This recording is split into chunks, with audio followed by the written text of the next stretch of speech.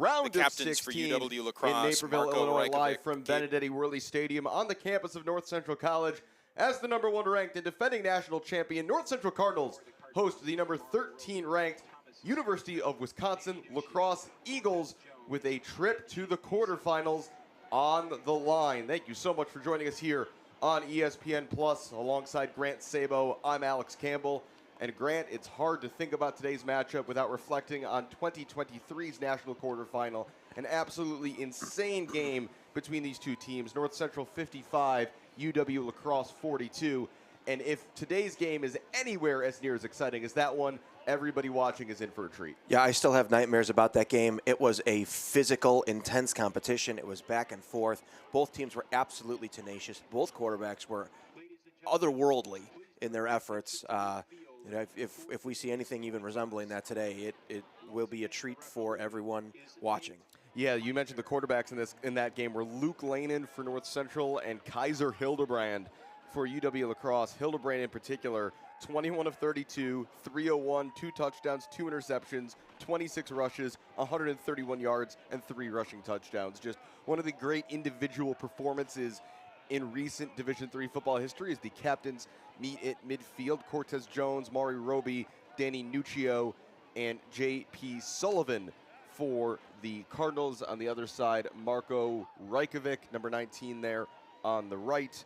Number 94, Bodie Schonhofer. Number 30, that's the starting running back, Gabe Lynch. Can't quite see who the final member there is on the left side as they go over things with the referees. Cardinals in the black, red, and black combo today. We found out, Grant, that due to somebody who's keeping track, North Central football has never lost in this uniform combo. To be fair, that is fairly recent history. These black helmets maybe the most recent addition to the paraphernalia of North Central football, but they've been around for 3 or 4 years. Of course, North Central football hasn't lost many games in general in the last 3 or 4 years, and you could argue that of the ones they've won, no one has run them closer than UW Lacrosse. North Central won the toss and deferred to the second half, and so Lacrosse will receive the opening kickoff in the north end zone. That fourth and final captain is number 33, Tate Pitcher.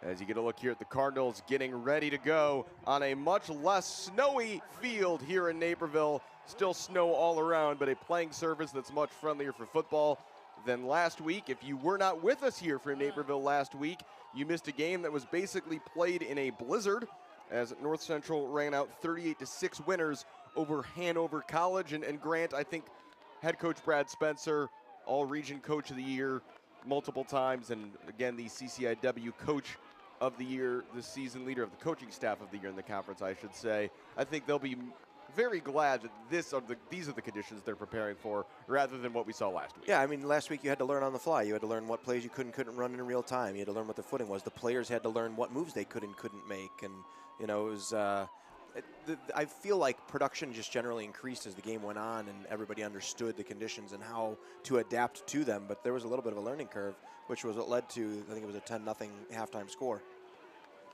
These two teams are regulars in the NCAA Division III football championship in recent years.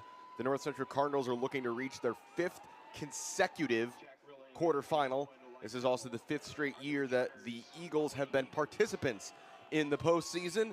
And Aiden Ellison will get set to kick it away. Ellison, who received a big honor this week. He's a finalist for the Fred Mitchell Award for the top kicker in all of college football. There are 10 finalists for that award across all 3 divisions, and he will get us underway here in Naperville in the round of 16. We are underway. His kick end over end toward the far side is fielded at about the 5-yard line, and the return man did not get far. To be honest, he did well just to hold on to the football. Big hit coming in there from David Ballard III on special teams as he ran over number 7, Jack Rilling, on the return. Yeah, in a conversation with Coach Spencer yesterday, he really highlighted David Ballard III and talked about what an incredible job he's done on special teams and how they like to elevate those special teams players as a program because of things like that you get to see on the daily when you watch them here. Kyle Haas, the junior out of Prior Lake, Minnesota at quarterback, flanked by Gabe Lynch at running back, and the first pass of the game falls incomplete out to the right side, intended for the first team all-WIAC receiver, Jack Jenke. Brings up 2nd down and 10. Haas last week against Hope, 18 of 25 for 109 yards. Was sacked 3 times for a cumulative loss of 20 yards in that game. 2nd and 10 from the 20. Haas on the play action, out to the near side. Wide open receiver is Keaton Arendt. And Arendt is out near 1st down yardage. They will move the chains. Nice simple pitch and catch there to the junior receiver from Franklin, Wisconsin. In talking with Coach Janis yesterday, he was really impressed by North Central's D-line, and in particular the ability to get after the quarterback. So look for them to get the ball out of Haas's hands quickly. This UW La Crosse offensive line, no slouches themselves. In particular, first team all-WIAC left tackle Dane Walter, 6'7", 315. Haas flushed a bit here and on the run from Eli Rennick, will just throw it away. And in a game like this for the Eagles, Grant, where they know they're coming into today as underdogs, there's an example of a play that doesn't get you anything, but is an example of the quarterback taking good care of the football and making a smart decision. Any team going up against these North Central Cardinals has to be consistent between the ears, especially on offense. Yeah, and their defense is, I believe, great in turnover margin.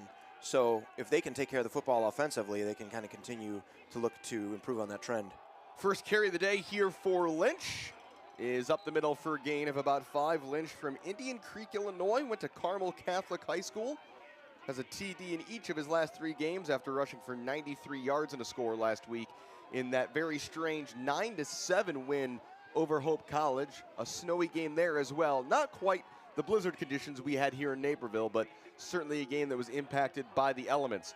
3rd down and 5 as Braden Ott checks in at running back to the right of Haas. Haas making adjustments at the line with 12 on the play clock. North Central responding in kind. Man goes in motion. Haas rolling to his right, gets the ball away quickly and completes for a 1st down. Making the catch is number 9. Excuse me, to number 19, that's Marko Rajkovic, the tight end. Big target at 6'5", and really crucial to have an option like that on 3rd down. Yeah, and we see a lot of size in this. I mean, you talk about the size of the linemen, but the receivers and tight ends are all huge too. Very tall. Bowman 6'3", Jenke 6'3", Rajkovic 6'5". Haas play action, swing pass to the near side. Roby got some contact before Ethan Grork pushed Keaton Arendt out of bounds as Arendt makes his 2nd catch of this opening series. And the Eagles on the move. Yeah, quick passing game is working very well for them. Mix in a run here and there too, which they're able to gain some yardage on, and they're in business. It's an offense that averages 240 yards, through the air on average this season. 2nd down and 4. Haas with the give inside, and Lynch has a 1st down, spins through a tackle and is inside the 45-yard line before he's wrapped up by Danny Nuccio. Fantastic job up front by the La Crosse offensive line. They got just enough of a crease for him shoot through. This is not an explosive rushing attack. Lynch on the season averaging 5.2 yards per carry. His deputy Ott 5.4 as we take another look at this strong run.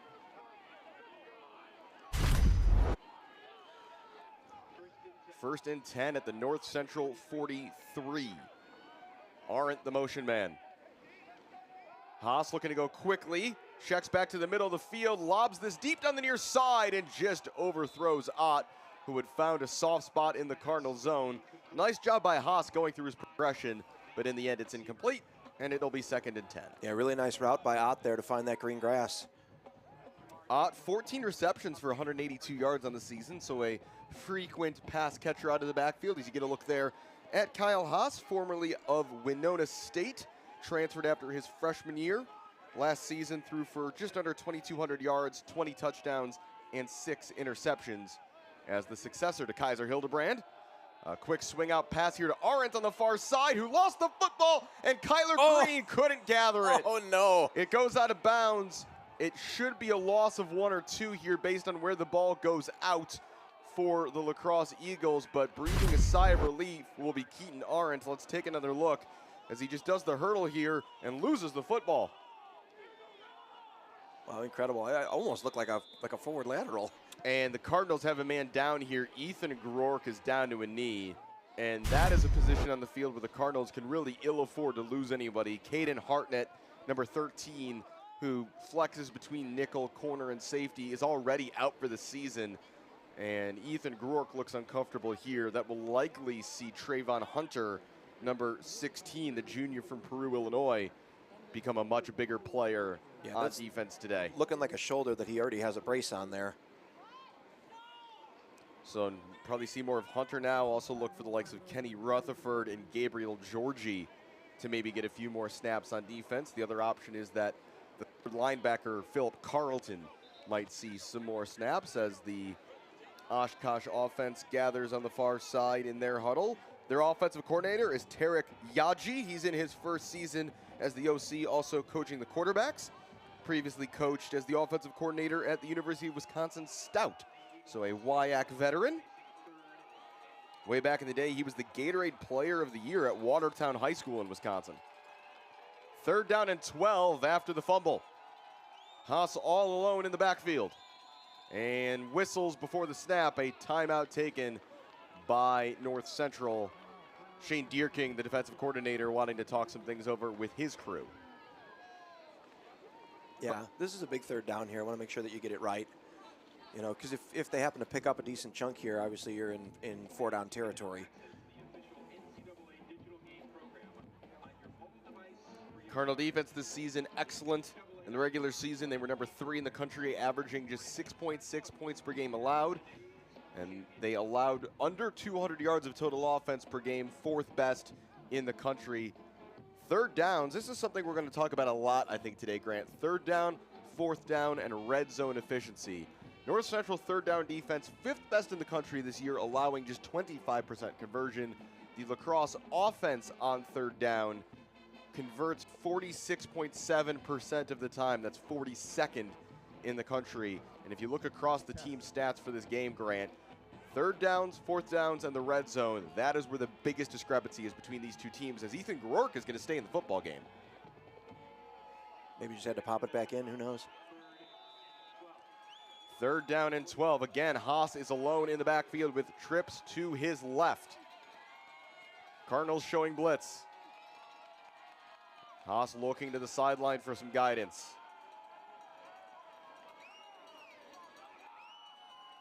Cardinals look a little light defensively on this near side. They've got Reikovic, the tight end, in the middle of the 3. Cardinals will bring pressure. Haas steps up over the middle and completes. As spinning through a tackle is Tyler Bowman down inside the Cardinal 25. Really nice play call. Excellent execution there, recognizing the coverage, got rid of the ball in a hurry. Can't ask more out of your offense than that. And a really nice move after the catch, too.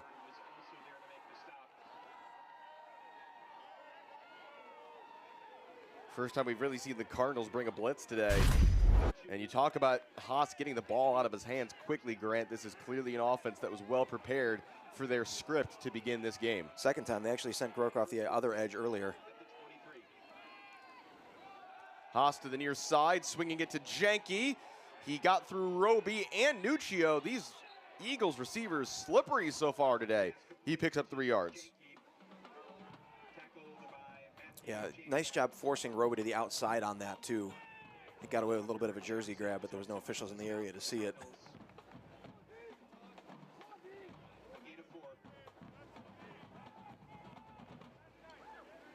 So it'll be 2nd down and 6 to go as La Crosse continues to march on the game's opening drive, approaching 5 minutes elapsed as Lynch flares out to the left. Haas looking that way.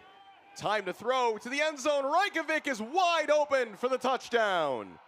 Boy, it does not get more open than that either. There was nobody within 10 yards of him. Really nicely run route. Way to find the open grass and settle down in the end zone there.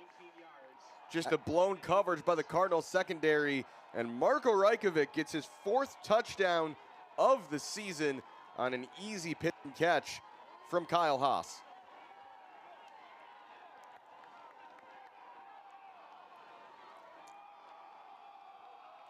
On for the extra point, this is Michael Stack, the Special Teams Player of the Year in the WIAC. And his kick is up and good, so with 10:04 to go in the first quarter, UW La Crosse strike first. They lead 7-0 here in Naperville. Yeah, very methodical drive down the field. You know, they knew what they were about. They've got the quick action going. They really like those outside screens. They were effective on the ground game when they did hand it off the few times. You know, and then a couple of, 15-yard routes in there as well that they were successful with. We take another look here. As soon as Haas gets to that point in his progression, he sees 19 just wide open. And I'm not sure what the coverage was there, but neither safety anywhere in the area. They were both playing much further down in their coverage. I think it was cover 2. I think they were outside, and I think they sent 3 guys deep. Middle guy popped open. I'm not sure who was supposed to carry there, but somebody should have.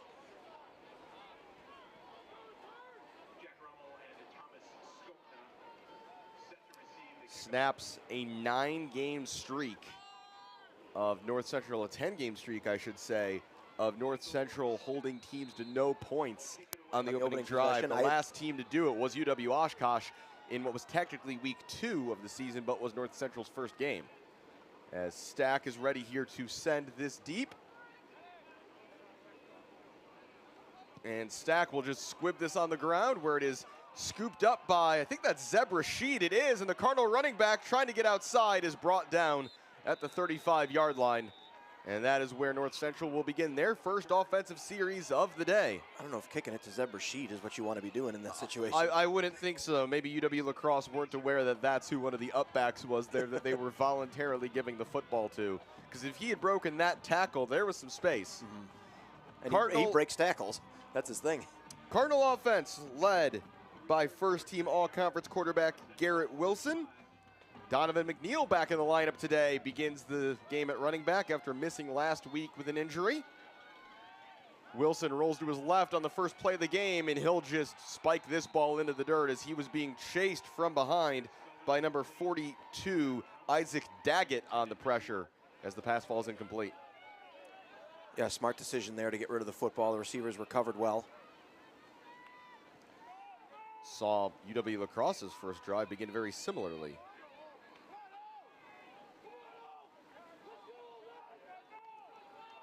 Second down and 10. You've got Jack Rummel, Thomas Skokna, Jalen Johnson, and Grant McAtee at wide receiver. Inside give, McNeil breaks one tackle and he's got space. Donovan McNeil is brought down at the 48-yard line after a gain of 13. McNeil's return to action this week after a hamstring injury in the Illinois Wesleyan game left him out last week, so he's been recovering for 3 weeks now with the bye in there.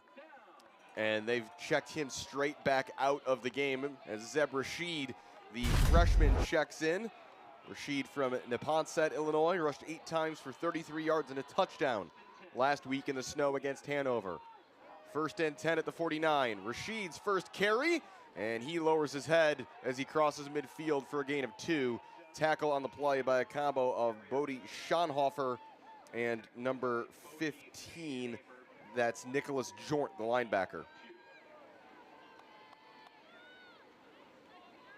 McAtee checks out of the game for the Cardinals as Dawson Trebolo checks in at tight end. Trebolo, a guy who's gotten more and more snaps as the season has gone on in a blocking tight end capacity.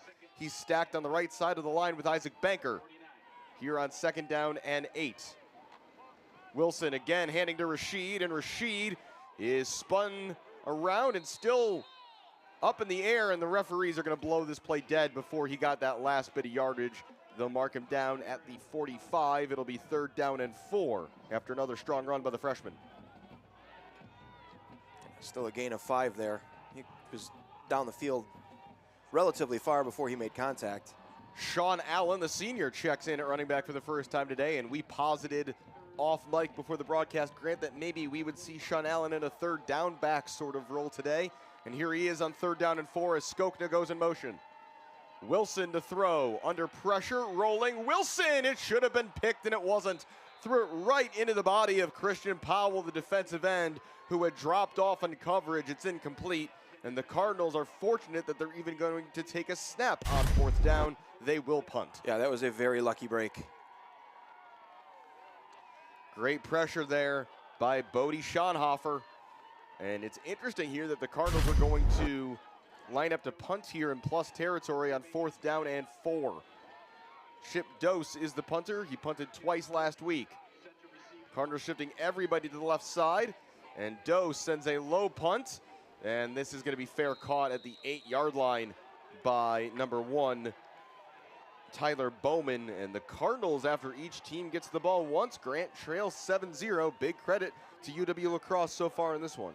Yeah, and it's been interesting. We talked about the opponents not typically scoring on opening possessions, but the Cardinals also don't often score on opening possessions either. Usually it takes them a series or two to get the offense going. So 1st and 10 at their own 10 for La Crosse. Haas rolling right and completing out to the sideline as attempting a hurdle was Bowman, and he's tackled after a gain of 6 or 7. Where they are just peppering the flats.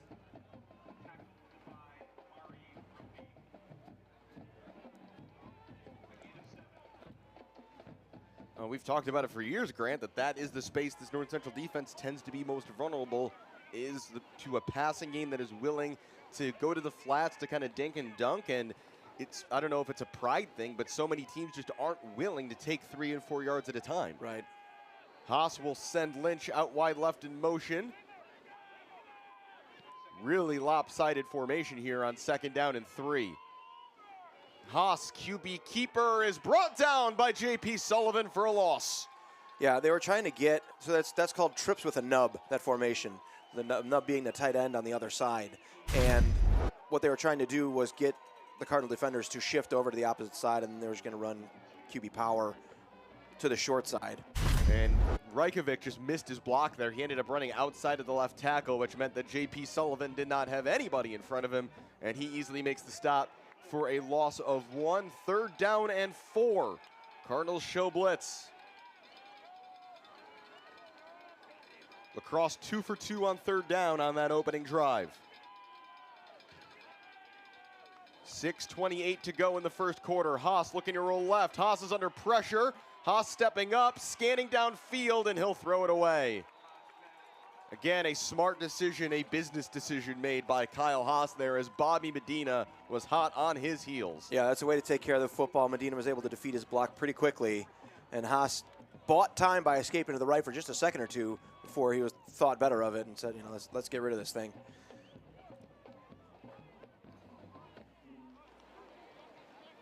In punt formation, this is Ethan Tranel, who might be one of the, if not the best punter in the country.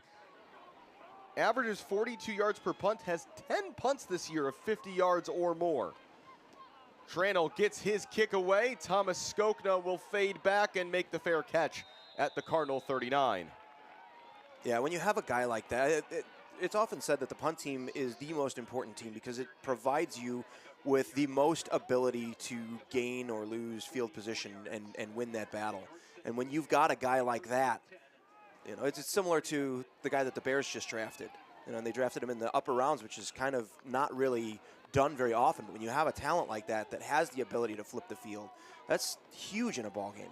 Torrey Taylor, the Bears punter, out of Iowa, of course, by way of Australia. 1st down and 10 at the 40-yard line as Zeb Rashid goes in motion. Wilson to throw, 4-man rush, dumps it off short, and here is Skokna looking for blockers. Skokna, patient, is driven back, and let's see where they mark him down. There was a lot of motion there at the end of the play. They'll give him the 44-yard line and a gain of 4. Yeah, I give a lot of credit to the La Crosse DBs. North Central receivers pride themselves, as we talk about very often, in blocking downfield. And I feel like these linebackers and DBs are able to get off of these blocks and really kind of disrupt a lot of things downfield, more so than we're used to seeing here. 5:35 to go here in the first quarter. Wilson will give to Donovan McNeil. McNeil, a shoulder shake in space. Hits the accelerator. McNeil throws a stiff arm, and he's out of bounds at the 30-yard line of La Crosse. Boy, he is just so dynamic when he's in the lineup. Yeah, and checking immediately back out again. They're definitely using him sparingly. Taking care of that hammy. Well, he's got 2 rushes on the day, and he's gained 42 yards on those 2 carries. So in terms of efficiency, you're not going to do much better than that Sean Allen in the game at running back. 1st and 10 for the Cardinals at the La Crosse 28-yard line. Skokna, the motion man. The give to Allen. Allen spins forward and then falls ahead for a gain of 6 or 7. Yeah, nice vision on Allen to see that short seam to the left and pick up an extra 3-4 yards by spinning in that direction. Under 5 minutes to go here in the first quarter. UW La Crosse leads the Cardinals 7-0, having marched down the field 80 yards on a touchdown drive to begin the game. It's now 2nd down and 5 for North Central, just outside the UW La Crosse red zone. Sean Allen remains in the game at running back. Grant McAtee in the lineup as a fullback here. And Garrett Wilson will keep this, trying to get outside. A good block by Jack Rummel, and Wilson is brought down after picking up 1st down yardage.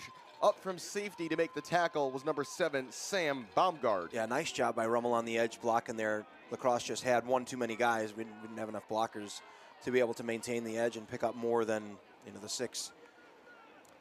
Wilson now on the season, 52 rushes for basically 300 yards even and 2 touchdowns. Again, those do include sacks, so he's been a nice occasional option in the ground game. Cardinals into the red zone where they are 94% scoring touchdowns this year. Dumped off short, McAtee. Good block by Jalen Johnson as Grant McAtee is brought down at the 10-yard line, as lowering his shoulder to make a really, really good tackle was number 21. That's Trent Mullen. I'm glad you called that block out by Johnson in real time, because watch him pick this guy off and allow McAtee to pick up the extra yardage. He was coming right for him. And didn't see him coming. That was Tyler Schaefer, the safety, who ran into the former NIU Husky. 2nd down and 10 at the 11. McNeil checks back in. Wilson, the give. McNeil swallowed up at the line of scrimmage. Nice job by the La Crosse front to just collapse there over the center. It's a gain of 1, maybe 2, and brings up 3rd down and 2. Looks like they're leaving McNeil in the ball game here. It's the first time we've seen him on consecutive snaps.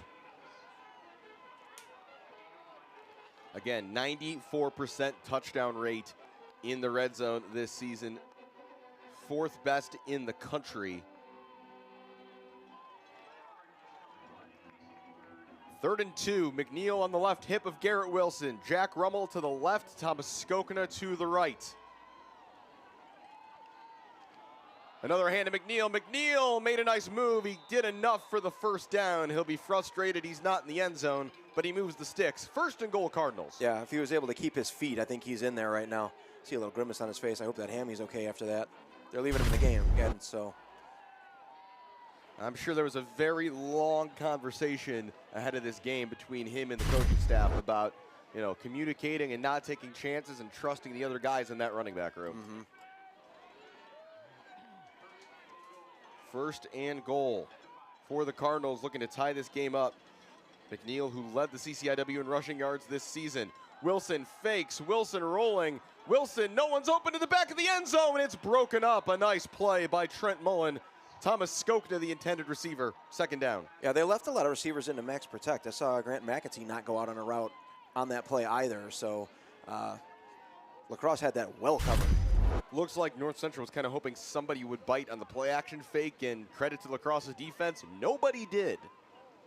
You look at all the eyes there of the linebackers just zeroed in on Wilson. McNeil still in the ball game here on 2nd and goal from the 6. McNeil looking for his 8th rushing touchdown of the season. Wilson to McNeil. McNeil makes one man miss. McNeil to the goal line. He is in for the touchdown. Donovan McNeil returns to action and returns to the end zone and gets the Cardinals on the board here late in the first quarter. Well, and I tell you, he provides such a different look and so much more explosivity to that offense when he's in there. Based on the way he just juked out a couple of different Eagles, I guess that hammy is holding up just fine so far. Yeah, I believe so. Again, his 8th rushing score of the year for Donovan McNeil, the sophomore out of Waukegan, as Ellison is on for the extra point out of the hold of Chip Dose. That kick is up. That kick is good. And with 1:43 to go in the first quarter, it's 7-all here in Naperville as we take another look at that touchdown run for Donovan McNeil. Yeah, way to read the block there, get outside, and then still fighting 2 guys to get that last 2 yards and carry it across the goal line. I think that's probably how we've seen McNeil grow the most this season, is in his patience running the football. Whereas last year as a freshman, he just got that ball, put his head down, and just beelined forward. It worked pretty well for him. It looks a lot like Zeb Rashid looks this year. Correct. Zeb just says, I see a lot of bodies in front of me. I'm just going to run in a straight line really hard and see what happens. Well, and when you got tree trunks for legs like either one of those guys, you can do it. And again, but the vision provides a little bit more of an extra threat there. McNeil last year, just given the tired defenses in blowout games that he was seeing a lot of, was just going for 50 and 60-yard sprints on a fairly regular basis. So 7-all here late in the first quarter of what's been a really good football game so far. We'll check around the country about results currently ongoing elsewhere when we get a chance. We've got Owen Lytle, one of the backup running backs, joining Tyler Bowman back to receive this kick. Ellison will send it away. He's got plenty of touchbacks this season, but we'll hang this one up for Bowman to take at the 5. Bowman on the return, some room up the far sideline, and is dropped at about the 26-yard line as back out come the La Crosse offense. One really excellent drive, Grant, and then one that just never really got going.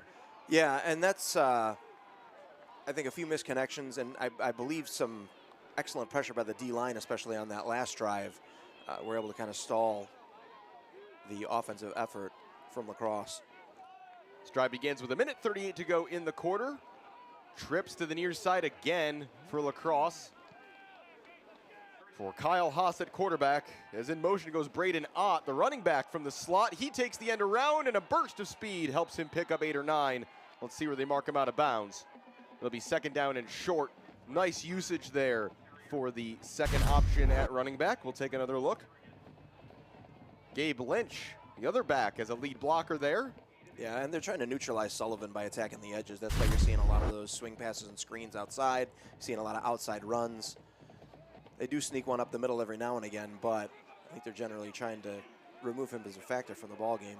And remove the defensive line as much as they can in general. Second down and 2. Haas immediately rolling left, looking downfield. Haas, and that's a great catch. Wow. Made under a lot of pressure. Jack Jenke holds off Kyler Green, who was all over him.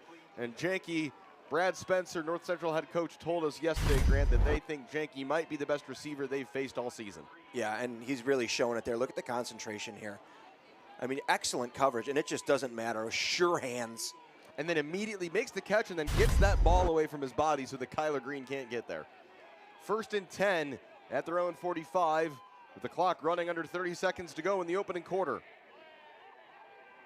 Haas, QB keeper, and now will throw to Ott on the far side. Nice play design as Ott is right near first down yardage again. Yeah, very inventive there. I really like that. It's almost like the Tim Tebow jump pass, except he threw it to the outside instead of over the heads of the linebackers. They have been determined in this first quarter on offense, the Eagles, to attack the Cardinals in the flat. It's not the flashiest game plan, but it's resulted in a really, really competitive ball game so far. At the end of one in Naperville, it's UW La Crosse 7, North Central 7. Yeah, La Crosse has got to be happy with their effort so far in the first half. They're able to move the ball offensively. They were able to stifle the Cardinal offense for a drive. You know, on the flip side of that, too, the last Cardinal offensive drive looked outstanding. So if the Cardinals can continue that and get a few stops on defense, then you might see a little bit of a runaway game here. But, you know, it's really going to all boil down to execution. They both have excellent game plans. Let's take a look around the country. Halftime, Wheaton 28, DePaul 10 in Indiana. The Thunder in control already on the road, looking for their second road win in a row after going to Waverly, Iowa, and knocking off Wartburg last week. Mid-third quarter in Ohio, Mount Union 7, John Carroll 0 in a defensive slugfest. John Carroll hanging around there. Start of the second half in Baltimore, Johns Hopkins 24, Salisbury 13. Start of the second half at Eastern 0, Susquehanna 8 in another low-scoring affair out on the East Coast. Halftime at Barry 22, Trinity 0.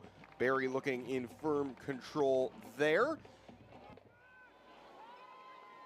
Late first quarter in Wisconsin, River Falls 7, St. John's 7. Start of the second quarter at Bethel, UW Platteville 10, Bethel 7. Of course, the winner of that game plays the winner of this game. So lots of close games. Basically, other than Wheaton, DePaul, everything is really close out there right now. As you'd expect in the round of 16. Kyle Haas back to pass, escapes. Haas looking downfield, and he slides, and they'll mark his slide starting at the 38-yard line to bring up 2nd down and 3. More good improvisation by the Eagle quarterback. Yeah, he is just very, very, very smart and careful with that football. Excellent pocket presence, great decision making. Looks very in control and looks healthy. Again, he was taken out of the game against UW Stout at halftime as a precaution for an injury, and then missed the River Falls and Stevens Point games before returning after the extra week off last week against Hope.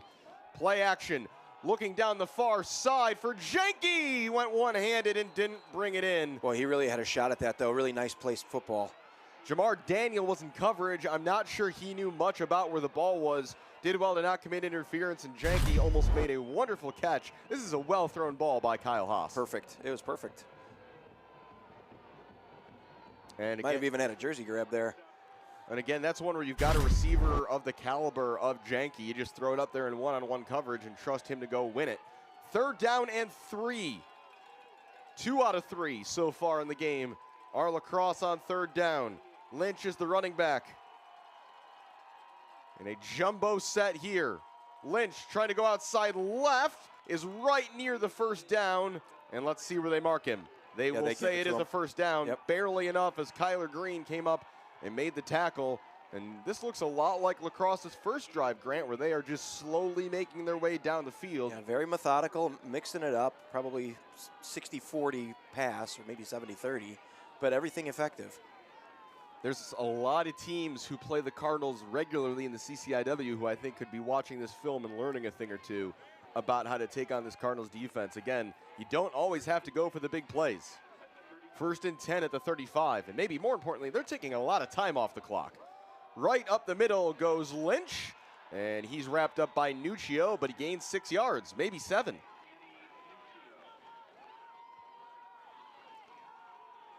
Cardinal defense a little on their heels right now. I think this is the most effective we've seen anybody run up the gut against the Cardinals all season long. Credit to this offensive line of La Crosse. It's Dane Walter, Andrew Brandmeier, Watson Allen, Jake Alexander, and Bryce Sharp from left to right across the front. 2nd down and 3. Haas looking to throw. Haas down the near side, one-on-one for Bowman, and it's intercepted by Mari Roby. Great play by the Cardinal DB. Got his head around in time, found the football, and it's the game's first turnover. Yeah, I mean, he was just watching the receiver's eyes and turned around at exactly the right time. Was able to make the play on the underthrown football. Well, you couldn't really overthrow it because he was already at the back of the end zone, so.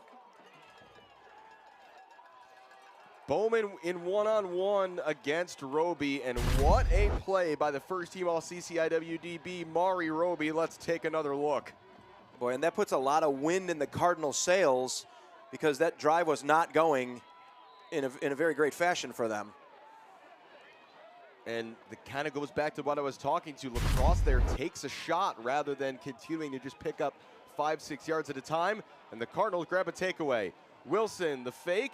Wilson over the middle. Grant McAtee is wide open with some space. He makes his way out toward midfield. He's brought down at the 47, eventually by a chasing Aaron Winters. Yeah, excellent play design there. You kind of saw some of that single wing stuff that we saw earlier where the quarterback just kind of spins around. You're not really sure who has the football. I was looking a little bit further down the field. I didn't see Grant McAtee coming over the middle until he had the football. No, I was looking at Jack Rummel, who was covered one-on-one. Yep. And I think that's where Garrett Wilson wanted everybody paying attention. 1st and 10. They give up the middle to Sean Allen. And Allen just hits a wall at about the 50-yard line. Maybe gets just to the 49 on a gain of 3. But in a game that's looking as competitive as this one, turnover margin may be more important than ever. That is the 12th pass the Cardinals have intercepted this season. Just about won a game. It is the 3rd pick of the year for Mari Roby. Cardinals got one last week, Braden Garrigan with an interception against Hanover, as Skokna goes in motion. 2nd down and 6. Wilson, play action. Wilson looking downfield for Rummel. Oh, just wow. out of his reach. There was some late. Wow, no there. flag on that? He grabbed him by the shoulder pads and held him back from catching the football. Holy smokes. We'll have to take another look. The question is, did it end up making a difference? There's no Sure question. it did. Trent Mullen pulls Rummel back here. Is the ball already by them by the time? No, he had a shot at that comes in? football. He absolutely had a shot at that football. And let's get another look here. We'll see if we can actually get a look at this. Yeah, Oh, you see yeah. him there grabbing the back of him. Wow. And maybe neither of the two referees who were deep had a great view of that, but someone should have been able to see it. So The instead, whole stadium, all the rest of the stadium did. 3rd down and 6. Crosse maybe dodging a bit of a bullet there. Wilson, QB keeper, he's got blockers. Wilson powering forward, it's close.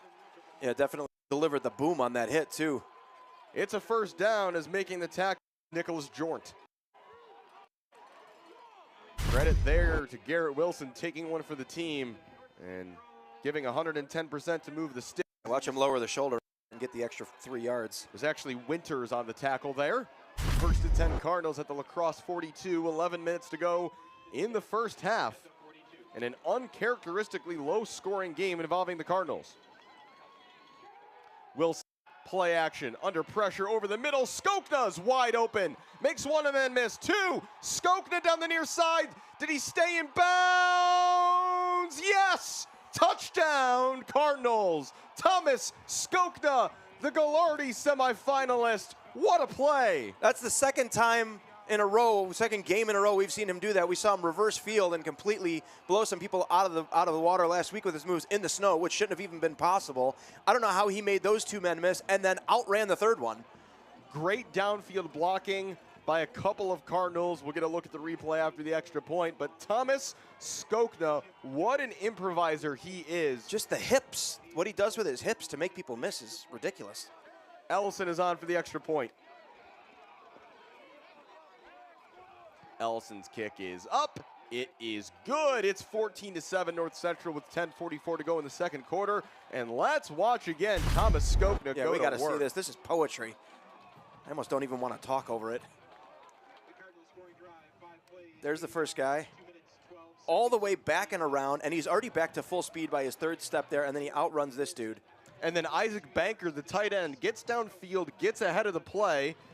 And both Rummel and Skokna looked back to say, did you stay in bounds? And the answer was yes. And Thomas Skokna gets his 23rd receiving touchdown of the season. Again, a Gallardi semifinalist, only one of a couple non-quarterbacks to make that list this season. Jalen Johnson's feeling it. That Gallardi semifinal list, I think we'd have to agree that the likely favorite is Tyler Blaha, the Falls back at UW River Falls. Just outstanding this season, but there's a lot of very deserving people. And of course, it's not a Heisman, right? This is not just necessarily the best football player, but also, you know, they take off the field and charity work and all of that into consideration as well. Academics. Yeah, academics. It's just, it's more like D3 flavored. Of course, Luke Lanin no longer around to get in anybody else's way for that award, having won the last 2. Ellison, another shorter kick. They're going to let Bowman return this one as well. Bowman cutting up field and is spun down by Lucas Rossini and Zeb Rashid at the 25. It's always reassuring when I hear Jim Godo ID the same player I did in real time because it makes me more confident I was right. Well, because Jim Godo is so good at what he does. Although I think there probably is a little bit of Jim and I being able to hear each other and playing off each other, listening for if one of us doesn't know who it was, we're just hoping the other guy got it. 1st and 10 La Crosse had a great drive going last time out before that interception in the end zone by Mari Roby. Haas on 1st down will swing this out to the far side, and a great open field tackle made by who else? Roby stopping that play for no gain as Keaton Arendt went flying thanks to number 2 in red. Yeah, that ball was just a little high. He was able to reel it in, but kind of took him out of his stride, which allowed Roby to get in there and make the play. Roby, a guy who just keeps getting better. He was pretty unquestionably the most improved player on the roster from his freshman year as a backup offensive guy, backup special teams guy, to sophomore getting a few snaps in that national quarterfinal against UW Crosse. Second down, Lynch off tackle left, run. Will get here first down yardage, third and short. Excellent run, excellent vision to bend that back inside like that. Actually, Mari Roby had an interception in that game Did he? years ago. Ah. Yeah, a quick run of the players who were in that game. First for North Central, Sean Allen, Jerron Williams, Mari Roby, Danny Nuccio, Drew Harp, and Bobby Medina all in the game. We'll get to La Crosse here in a second after they face third down and 1. Inside, Lynch pushes forward and the chains just barely. In that game for La Crosse, Reykjavik, Bowman, Pitcher, Winters, Severson, Pelishek, Piontek, and Janke were all participants in that affair. Yeah, so we got about 8 players on either. None of them were in the superstar roles that they're all in now. Janke's only involvement, the potential All-American receiver, was he made 1 tackle on special teams. Yeah. That was the extent of his role that day. It's just funny seeing what people grow into in excellent programs like these two. First and 10 at the 35. Haas empties the backfield with 2 tight ends. He'll look downfield, he'll run it himself and pick up 2 or 3. Yeah, nothing doing there. Good coverage by the Cardinal secondary.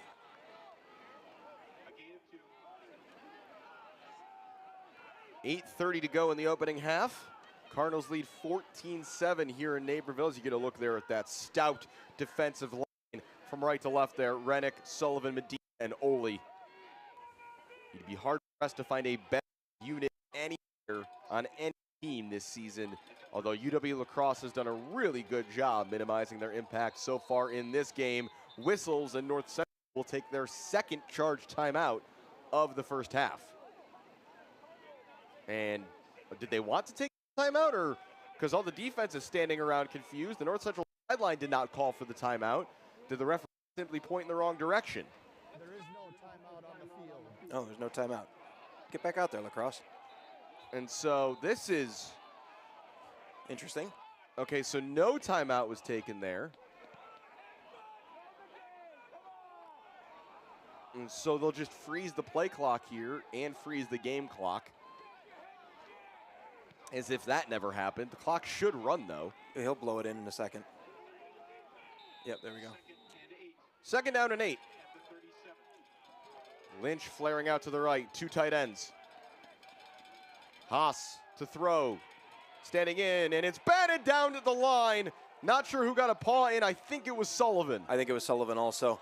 He seemed pretty amped about it. Would be his 6th pass breakup of the season. Not bad for a defensive tackle. That's ridiculous. Let's see here if we can see his big mitt come up. Yep, there it was. Well timed. He's just so good at that. While getting help, too. Take a look at his jersey on his shoulder pad there. 3rd and 8. 4 out of 5 on the day on down are La Crosse. The Cardinals show blitz. Haas making adjustments at the line. 5 wide receivers. Reykjavik, the tight end, on the left end of the line. Cardinals still show blitz. Nuccio's free from the far side, and that ball is overthrown. Haas felt the pressure and got rid of the football when he needed to. Couldn't find a teammate. It falls incomplete, and La Crosse will punt. Yeah, still took a hit on that, too. I think he knew he was going to. Yeah. Just no one blocked Nuccio, and if he holds on to this ball any longer, it's a fumble. On the punt for the second time today will be Ethan Tranel.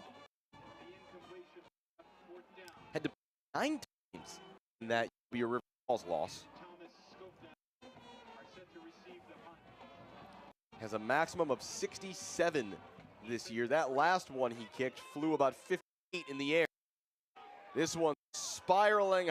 Skokna retreats for catch, and he will secure that ball at the 20-yard line where the Cardinal offense will go back to work. Looks like the 15-yard line to me. That is the 15-yard line. And I can actually see where the yard lines are this week. No excuses. We don't have to count lines.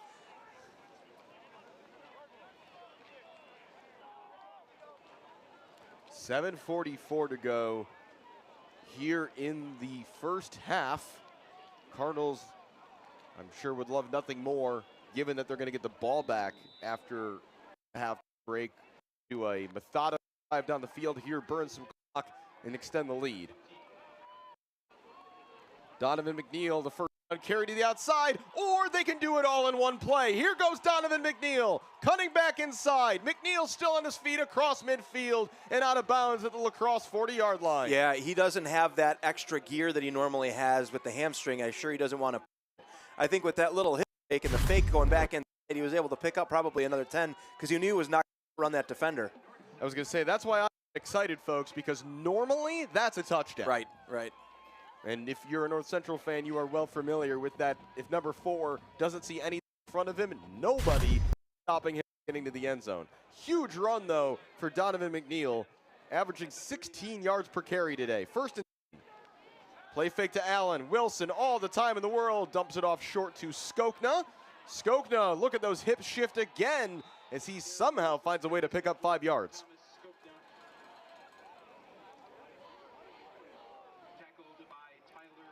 It's interesting how they use him because he usually finds you find him in like the 10 to 12 yard range kind of, but like he was the dump off option, and he can still make a 7-yard gain out of it. Dawson Trebolo checks in as a tight end, and we'll see Miles Walton at wide receiver out to the right of the formation, number 2 at the top of your screen. First time Miles has been in the game today. 2nd down and 5. The give to Allen. Allen lowering his head, pushing forward, and picking up the first down. Yeah, nice job there on the vision for Allen, allowing the blocking to develop, spotting that seam to the outside. First down, Cardinals. Each team has picked up 9 first downs now in the ball game. 6 minutes to go in this first half. Banker and Trebolo both remain in the game at tight end. Trebolo shifting to more of a fullback role. Wilson, play fake, rolling. Skokna's open to the end zone. Great play to break it up. I'm not sure he saw the ball. Sam Baumgart stuck out that left hand at the time and knocked it away. I think he did. I think he did see the football. I'm going to get on that.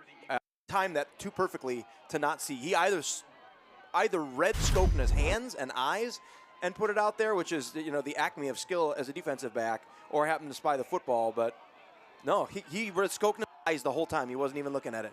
That was eyes and hands. It's a great play by Baumgart, the junior from Barron, Wisconsin. Only 2 pass breakups all season entering today. You wouldn't know it by that play. No, that was great. 2nd and 10. The pitch here to Jordan Williams, his first appearance, and he's brought down for a big loss. It'll be a loss of 5 as just out of nowhere on the tackle from cornerback came Trent Mullen to break that up immediately. Yeah, really read this nicely.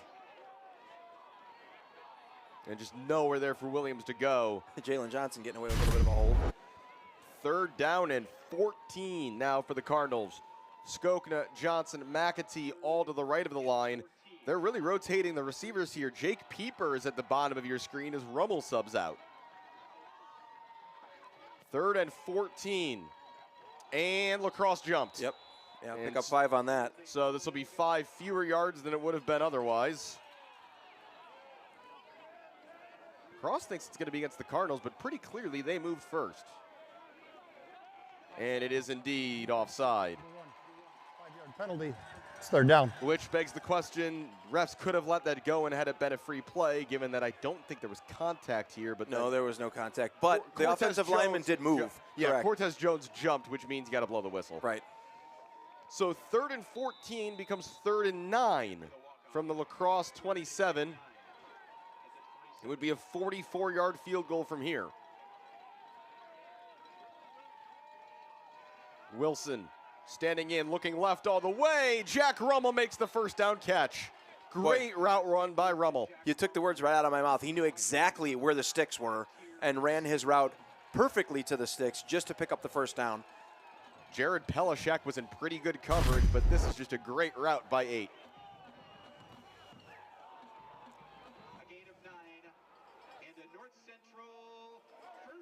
First down, Cardinals into the red zone at the La Crosse 18-yard line. Clock running, 4:30 to go in the first half. Both of McNeil and Allen are in the backfield with Wilson as Skokna and Rummel both go to the right. Fake. Skokna is open and a gain of maybe 5 yards. Just a little slant route there that he broke off before he ran into 3 linebackers. Not a play that's designed to pick up a lot of yardage, but it does get it to 2nd and 5, and they're kind of following a script I expected here, Grant. They are trying to just run out this clock and not give La Crosse any time to respond here in the first half. Yeah, watch them run this play clock down, too, before they snap it. It's often said, if you win the middle 8 minutes, you'll win the football game. Skokna in motion again. Wilson, QB keeper in daylight. Garrett Wilson to the zone. Touchdown. Boy, nobody out there. Everybody bit on the fake. The only guy that could have made the play was blocked by Rummel. The advantage of having a quarterback who can run, who you don't have him do it often, defenses just don't expect it, despite the fact that one of his biggest plays all year was the first play he ran as a Cardinal quarterback, and it was a 55-yard touchdown run against UW Oshkosh. Yeah, exactly right. You know, interestingly enough, in conversations with Coach Spencer earlier this year, he mentioned that you think of Luke Lanen as a prolific running quarterback. They didn't call designed runs for him until like the semifinals. Everything else was all improvised. They're calling design runs for Wilson. As the kick is up and good from Ellison, it's 21-7 after a 12-yard touchdown run by Garrett Wilson to make this a 2-score game in the second quarter. Let's take another look. And just everybody bites. Nice, complete turned his shoulders on McNeil. Yeah. And then just no chance for anybody. Rummel had the one block isolated. And the Cardinals offense starting to look comfortable in this second quarter. I will say this, though, if you're UW La Crosse, there are still 3 minutes and 39 seconds to work here, plus a timeout, or several timeouts. All your timeouts? I thought they took one. They have all 3 timeouts for La Crosse. They also, again, and the 2-minute timeout as well. But here they'll have to change it up. That, you know, that methodical, slow strategy, you don't have the luxury of that. Even with 3 timeouts, with 3:39. With the play stoppage, you can. And you've got the 2-minute timeout as well. So there is an opportunity here for La Crosse to try to get down the field. They've got a good field goal kicker to just try to get a few more points on the board, if nothing else. And let's see if Ellison goes for another one of those looping kickoffs or if he just tries to put his foot through this one. And then again, it's going to fall right at about the 8-yard line for Bowman. Bowman trying to go cross field and looking for blocks. He's got a few, and he's brought down at the 24. Tackle made on the play by number 23, Joey Gelada. Yeah, I mean, pretty consistently they're getting it out to about the 25 when they do field it at the 8, which is where it would be placed if they put it through the back of the end zone also. Joey Gelada, a guy we've called his name a lot more on special teams, one of these younger guys earning his way up the depth chart. 1st and 10 La Crosse at the 25. Haas handing up the middle for Gabe Lynch. And Lynch will pick up 4 yards on that carry. Clock runs at 3:25 to go in the quarter. Yeah, that's what they can't do too much of, is runs up the gut where they pick up only 3-4. When we get to the 2-minute timeout, we'll update you all those other scores around the country on this round of 16 Saturday in Division III football. 2nd and 6, Ott the motion man. Lynch has the football and he's brought down in the backfield. Yeah, it was just a complete collapse by the La Crosse offensive line. Medina was chasing, Sullivan got the tackle. That's his 2nd TFL on the day. Let's take another look. Boy, big stop here, and North Central could get the ball back and score one more time before I was going to say, La Crosse is letting a lot of time run off this clock. 2:35 to go in the quarter, 3rd down and 6. North Central with 2 timeouts remaining. But a team that does not doubt their own big play abilities. Reykjavik in motion. Cardinals send Grork on a blitz. Over the middle, wide open is Keaton Arendt. Arendt across midfield, all the way down inside the Cardinal 40. Big play for the Eagles on 3rd down. Huge play. Excellent job on the blitz pickup by the La Crosse offensive line. Excellent route there, kind of finding that soft spot right in the middle where the linebacker had vacated from. Yeah, both Nuccio and Janiak in zone coverage there, and neither one of them Notice the receiver running behind them as we reach the 2-minute timeout. UW-La Crosse still with all 3 timeouts and now in Cardinal territory, looking to get another score on the board, having led 7-0 with a really long, impressive touchdown drive to open the game. Let's take a look at the scores from around the country. Midway through the 3rd quarter, Wheaton 35, DePaul 10. Start of the 4th quarter in Alliance, John Carroll 7, Mount Union 7 in a very competitive football game. Start of the 2nd half in Baltimore, Johns Hopkins 24, Salisbury 13. Susquehanna at the start of the 4th quarter leads Eastern 15-0. Barry 28-9 late in the 3rd over Trinity. UW River Falls 14, St. John 7, 5:30 to go in the 1st half. Bethel 14, UW Platteville 10, 5 minutes to go in the 1st half. Mount Union, though, is on upset alert with a quarter to go in that game. The number 1 overall seed in the tournament, tied at home with their former Ohio Conference foe. John Carroll leaving the OAC this past offseason, and what a job that would be by them if they were able in their first meeting since to knock off the Purple Raiders in the playoffs. 1st and 10 La Crosse out of the 2-minute timeout at the Cardinal 40. Haas, trouble, John Sullivan down. Yeah, they left him completely unblocked, which is not a great. Sullivan now at 6.5 sacks on the season out of a cannon. The All-American preseason defensive tackle. Just right around the yard. He was not unblocked. I don't know what 60 was doing. 2nd down and 18, and they're letting the clock run here, the Eagles. Again, they have all 3 timeouts, and they just let 25 seconds go. Haas rolling, he's in trouble. Completes over the middle. Ball is caught for a gain of maybe 5. The clock is still running, and still they aren't taking any timeouts. I mean, if you're not going to try and score and preserve the time, then just kneel it out and get out of here. I don't know what the strategy is here. Why not take the timeouts? Give yourself an opportunity to, even if you're on 3rd down, you know, you would rather have had some time and to take a shot, because otherwise, North Central's probably confused on their sideline. To your point earlier, they'll start burning them. And if this is an incomplete pass, you're in big trouble. Emptying the backfield as Ott goes out to the left. 3rd down and 14.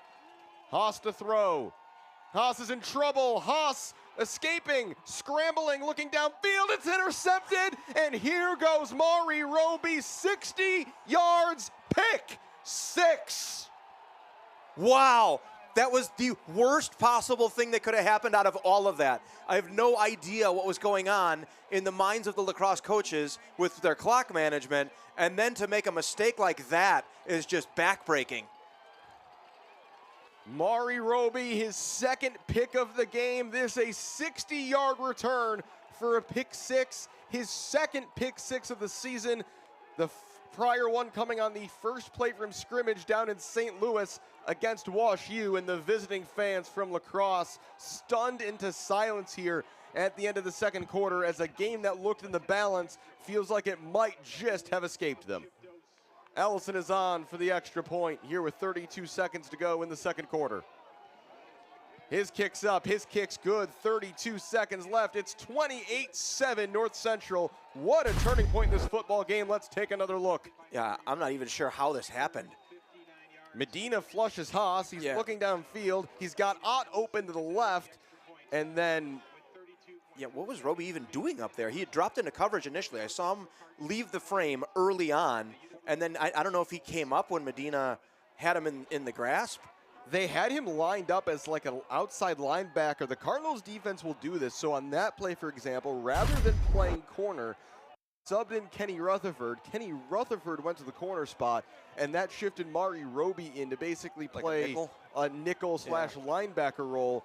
And Kyle Haas cannot be enjoying watching that film back right now. I don't know if he even saw him, which is crazy to say given that he was only about 5 feet in front of him.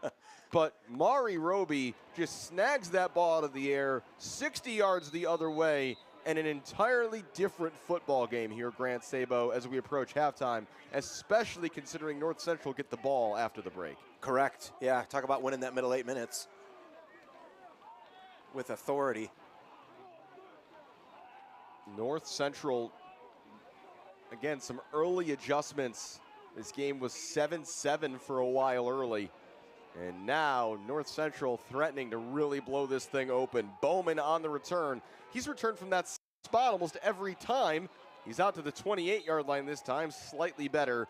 And at this point, still with all three of those timeouts, you'd think that La Crosse will just kneel this out. It's still, though, interception aside, that last series does not make any sense the way La Crosse approached. No, I have no idea. One, I want to highlight real quick, and I don't know if we'll see it on the replay here, but 31, Owen Lytell, two crushing blocks on that return. So it looks like they're going to line up to run some plays here. Again, with all three timeouts, if they're willing to push the ball down the field, they have time. And instead, hand it off inside to Lynch, who was dropped at the line of scrimmage for no gain. Why not just knee it out if that's what you're going to do? Clock's going to keep running here. They don't have to take another snap. They're not going to. La Crosse's heads are spinning right now. A game that they had some control in, that was really competitive early, and where they looked like they were going to have a chance to knock off the #1 team in the country, has spiraled in North Central's favor in the waning minutes of the first half. And the Cardinals, to the adulation of the fans here at Benedetti Worley Stadium, take a 28-7 lead into the locker room. Grant Saba, we praise how good the Cardinals are in the third quarter. That's maybe the best second quarter we've seen them play all season. Especially against the quality of like UW La Crosse. I mean, this is not a slouch team coming in here from the WIAC. You know, they did just as well as any other WIAC team this year. And, you know, you see the result here when you're opportunistic and you take advantage and you execute. Absolutely. The Cardinals know, though, that this game is not over. La Crosse, they've had some really good drives, but an interception in the end zone on their third series that snuffed that out, and then ended by the same man, Mari Roby, his second takeaway at the game, a pick six from inside Cardinal territory here late in the first half. Just at these crucial moments, these game-changing moments, it's been all Cardinals. Yeah, it's his third pick against UW La Crosse in their last two meetings. That is true. So he's maybe going to be in the nightmares of UW La Crosse fans after this game, in the way that that game has stayed in yours, Grant, over these last 2 years. No nightmares, though, right now for the Cardinals, as they are en route for a fifth straight quarterfinal appearance. We're halfway home here in Naperville, and we will take a break at halftime. You are watching the NCAA Division III Football Championship on ESPN.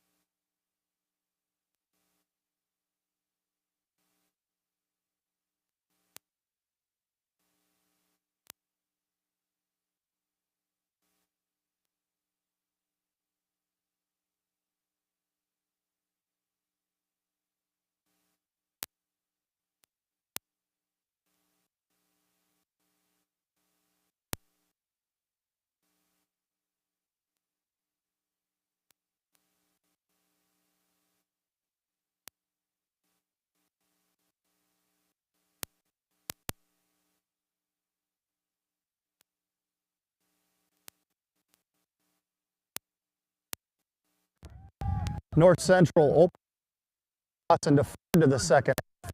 Lacrosse will kick. North Central will receive in the scoreboard end zone.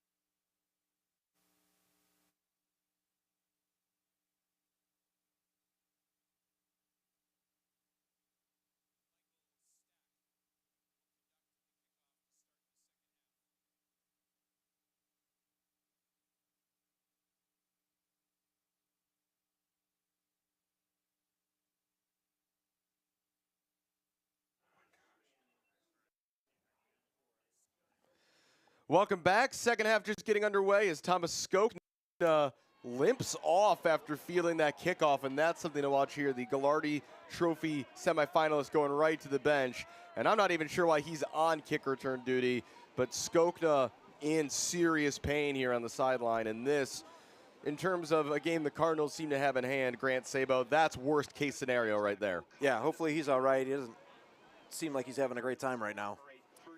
Elsewhere, John Carroll and Mount Union are tied 7-7 in the final minute. A penalty was just called against John Carroll after they picked up a first down at the Mount Union 35 to back them up to the 40. There's 35 seconds left. We'll keep you posted. Meanwhile, here's Sean Allen on the first down carry, pushes out past the 25-yard line and gains 4.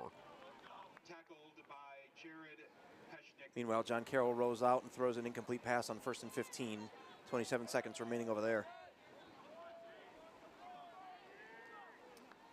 Here in Naperville, we've got the Cardinals looking to really kind of, as we talked about earlier, win that middle 8 minutes of the game.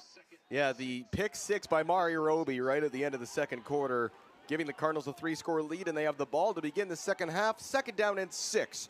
Garrett Wilson to throw, quick strike to the near side, and Jack Rummel is out of bounds. And if Thomas Skokna is hobbled, we'll probably see a lot more of Rummel being center stage in this passing game.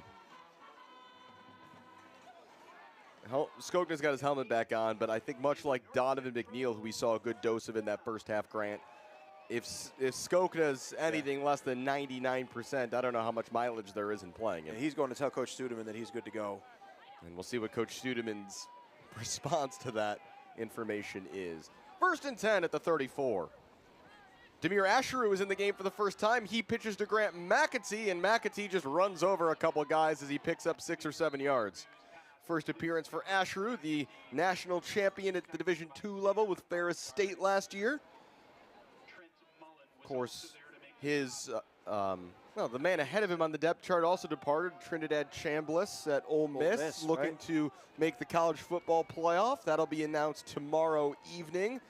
Ole Miss is not playing this weekend, and I believe entered the weekend ranked 6th, so they are in a pretty good spot, you'd have to say. Yeah, I'd say they're probably in. Just a question of where they will finish ranking-wise and where they will be traveling to or hosting in that opening round. They're kind of right on that hosting or traveling bubble. 2nd down and 4. Sean Allen ahead is wrapped up by Bodie Schonhofer. Just shy of 1st down yardage. It'll be 3rd down and less than 1. Yeah, that was supposed to go outside, and he saw the opening and planted his foot and got north-south. Meanwhile, in Alliance, the John Carroll quarterback just ran on 2nd down for a gain. They're out of timeouts, and they're going to have to spike the football here. They got to get their men on side. They do, and they spike the ball with 10 seconds to go. They have 4th down and 9 from the 34-yard line. The Blue Streaks are going to attempt, it looks like, a 51-yard field goal for the win. Their kicker's long on the season is 46 yards. Meanwhile, here in Naperville, 3rd down and 1. Miles Walton, the motion man. The carry for Donovan McNeil did not get far, but it got enough. 1st down, Cardinals. And McNeil's going to go right back out. I'm surprised he's out there at all, given that hammy he's nursing. Yeah, and they've been really careful with it all game long. You know, we got... Go ahead. John Carroll is not kicking. They are not going to attempt a 51-yarder. 10 seconds to go. They're going to go for it on 4th down and 9. I bet they try to draw them off sides.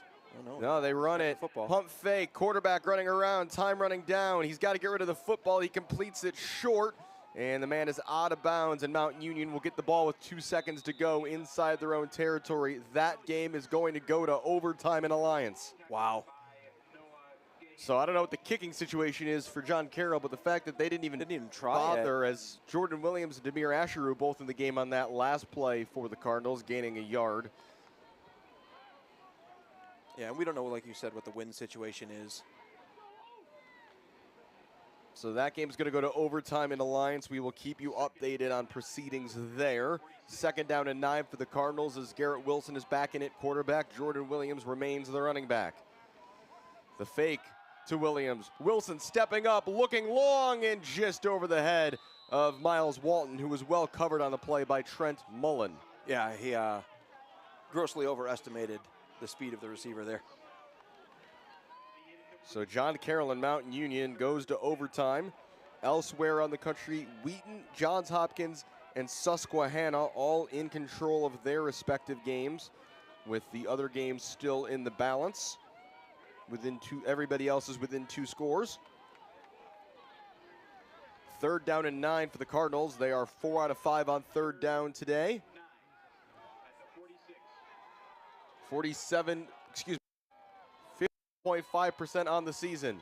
Wilson, bubble screen. Walton looking for blockers. Walton had his helmet spun around a bit, and he put up 5 or 6. Maybe the lacrosse player, though, avoided grabbing anything, and Walton is slow to get to his feet, as it'll be 4th down, and the Cardinals taking no chances with a 3-score lead. Nice work, though, in the end by the lacrosse defense to stand firm on this drive. And the blocks just don't materialize here enough, and chasing down to make the tackle was number 1, Christian Powell, the defensive end. Chip Dose is on the punt today for the 2nd time. Tyler Bowman waiting for it all the way back at his own 12. He'll race up and make a fair catch at the 17-yard line, and that is where this lacrosse offense will go back to work, trying to forget about the pick 6 that ended their first half. Yeah, nice job by Dose to field that snap, too. It was a little bit low and get it away.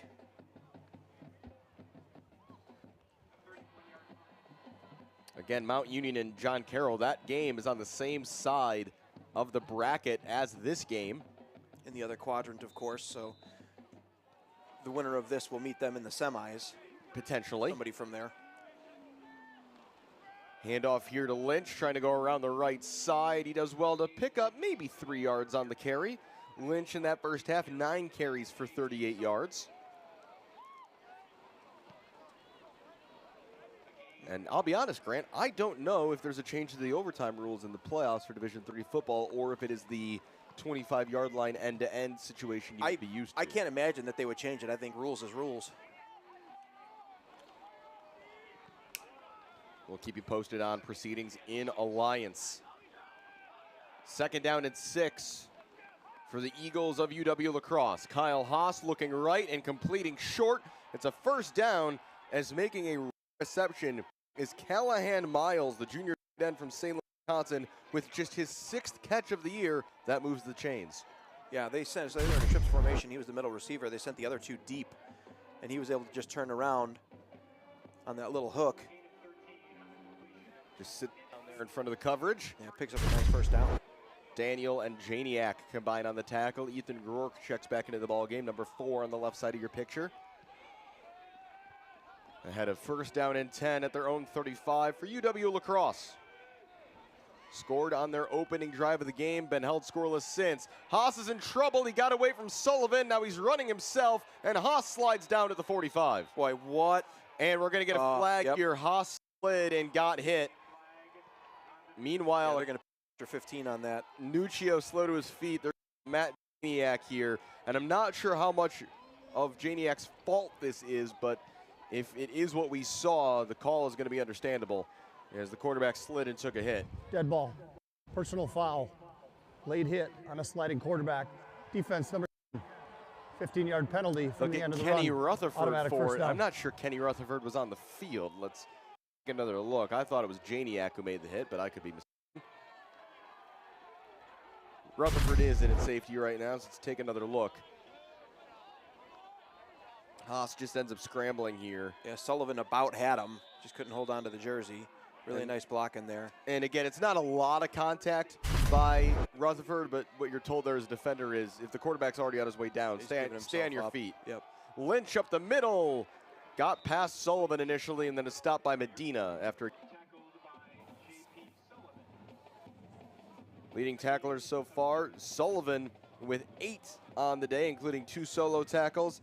Aaron Winters for UW La Crosse leads all players with 9. Mount Union has gotten the ball first. They're operating at the 25-yard line. Second down and 12 now. They lost 2 yards on their first play. And a big hit will bring up third down, and it looks like about 5 for the Purple Raiders. Meanwhile, Arendt is going to throw. He's got a man open. Off the ball down there. Janke makes the catch and is brought down at the 1. Wow, little halfback pass. It's a favorite play in Little League. Executed to perfection there. The DBs all bit up. There was nobody within 10 yards of him. It's actually a wonder that they were able to reverse field. I think there was just too much air under the ball. Otherwise, this would have been in the end zone. Yeah, a better thrown football is a touchdown. This is not the first time they've done this. As Haas throws a jump ball to the corner, and it's batted away by Jamar Daniels. Good defense there by the cornerback on the outside for the Cardinals. But a big tackle on the play before by Kenny Rutherford to save a touchdown. What I was going to remark, Grant Sabo, is that Tyler Bowman, the wide receiver, had a touchdown pass earlier this year for La Crosse, so that is not the first time Mount Union just went for the end zone on 3rd down and 5. The pass falls incomplete, and now they have to decide if they want to kick a field goal or be aggressive. Meanwhile, 2nd down and goal for La Crosse after that big wide receiver to wide receiver pass play. Lynch is the running back. 2 tight ends. Haas, fake, brings it out to the near side, and Janke dropped a touchdown pass. Yeah, I don't think 10 was going to stop him from getting in there. Rutherford was in coverage, but Janke, again, a potential All-American. You would have backed him there. Mount Union attempted a field goal, and it's blocked. John Carroll blocked the Union field goal, and now all the Blue Streaks need is a field goal of their own to advance to the quarterfinal. They will get the ball 1st and 10 at the 25-yard line. Mount Union really on the ropes as John Carroll blocks the Purple Raiders field goal attempt. Right into the line. It was not a good kick. 3rd down and goal from the 2.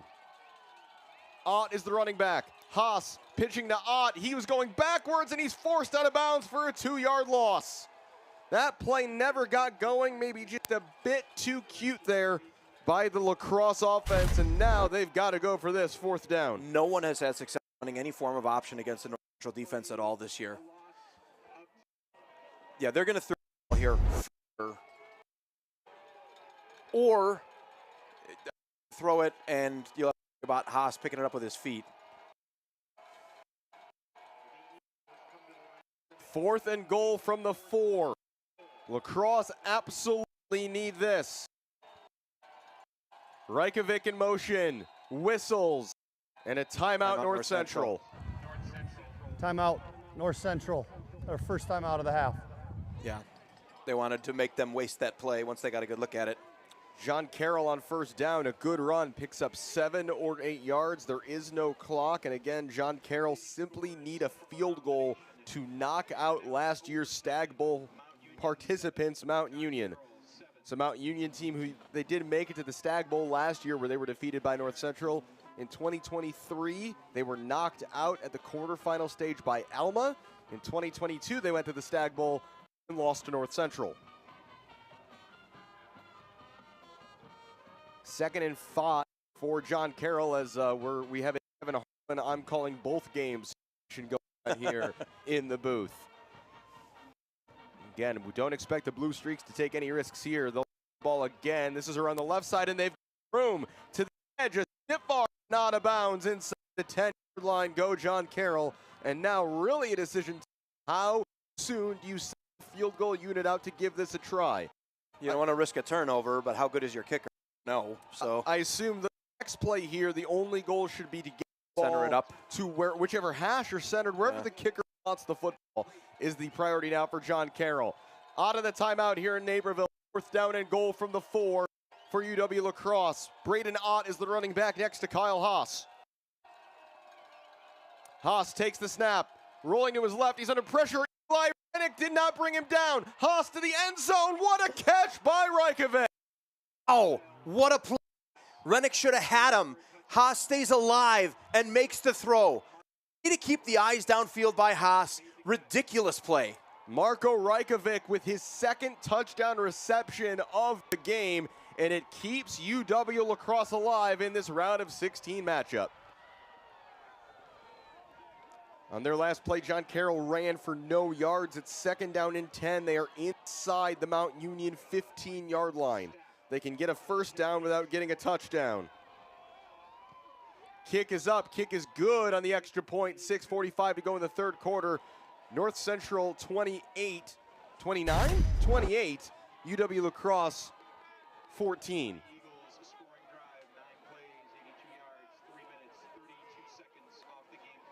I don't know why the scoreboard says 29, but yeah, our scoreboard is we're plugged in a little bit, and they just fixed it.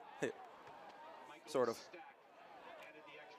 It'll update eventually here. So 28-14 Grant Sabo, and this ball game is not dead yet. John Carroll just got the ball all the way down to the 2. It's it is goal. It's 3rd and goal from the 1 for John Carroll. A score of any sort ends the game.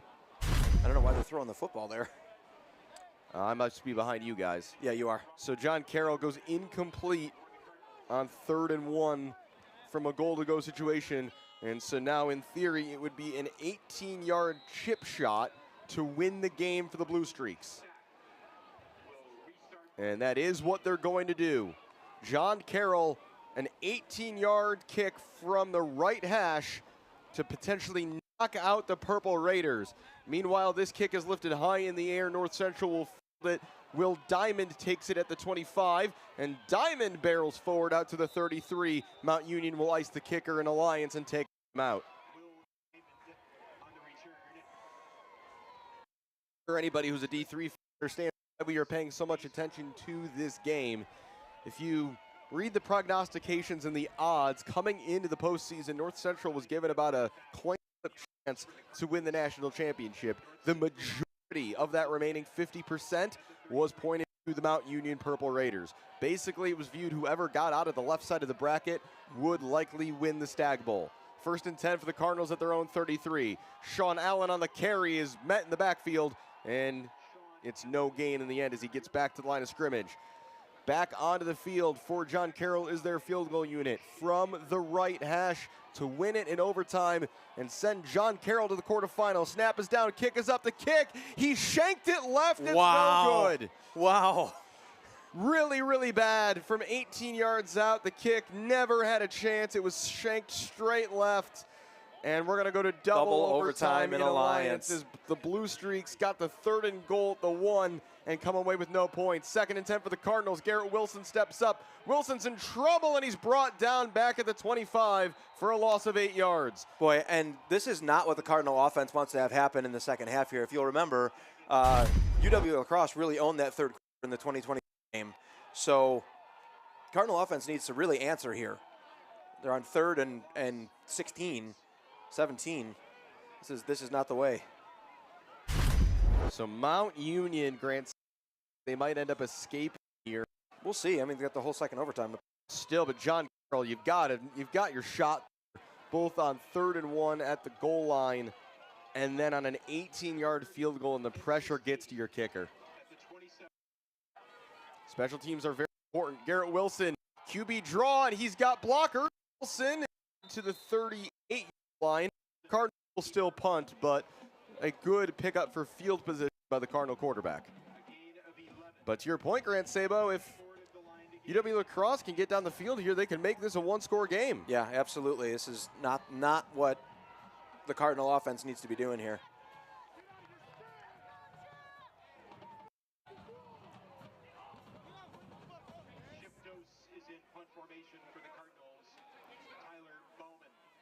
Dose on to punt.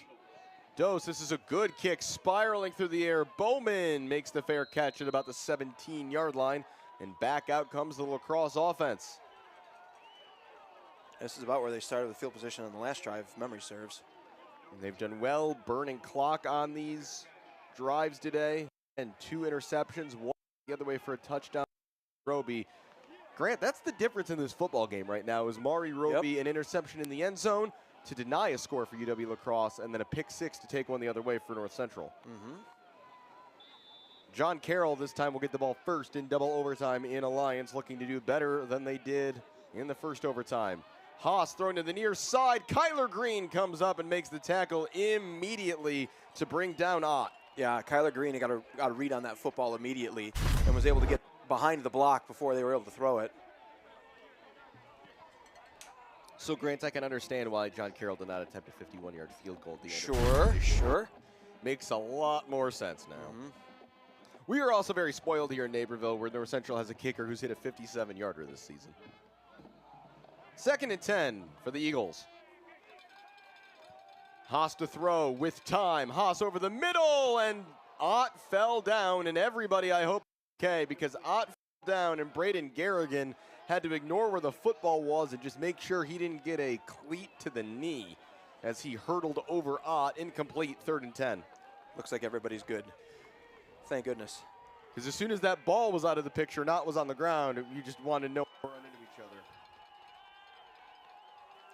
3rd and 10, empty backfield here for Haas. 3 down linemen for the Cardinals. Haas makes adjustments at the line. We've seen this often today. In Alliance, John Carroll have 3rd down and 7. Reykjavik, the man with the 2 touchdowns, goes in motion.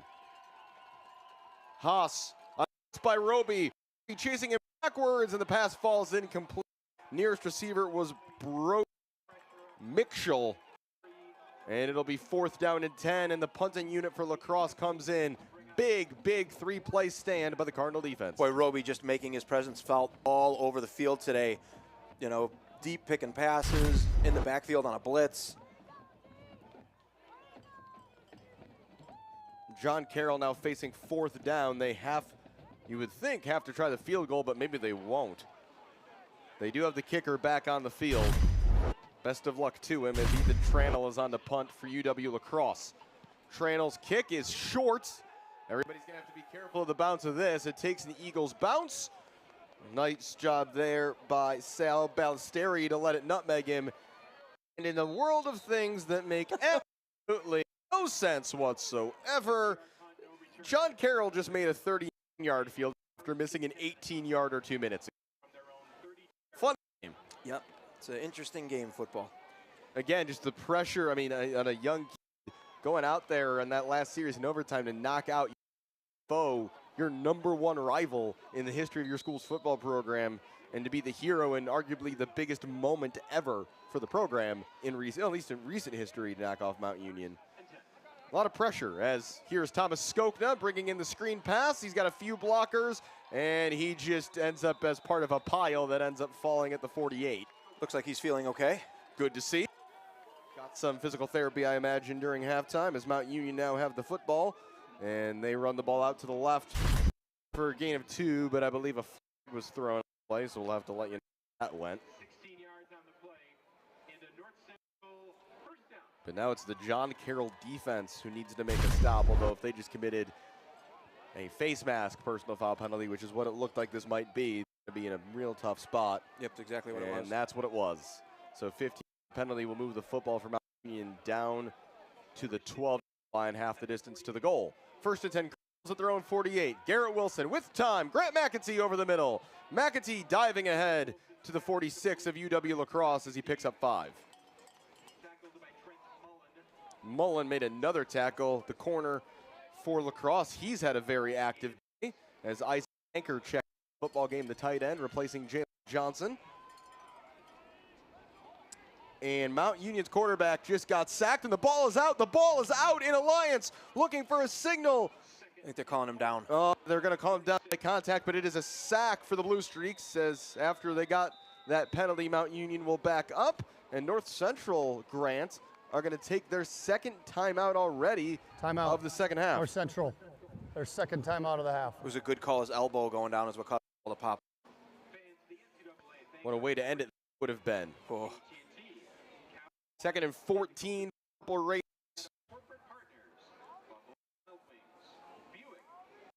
And if you are watching this game and listening to us the other game, we appreciate doing that rather than doing the reverse option.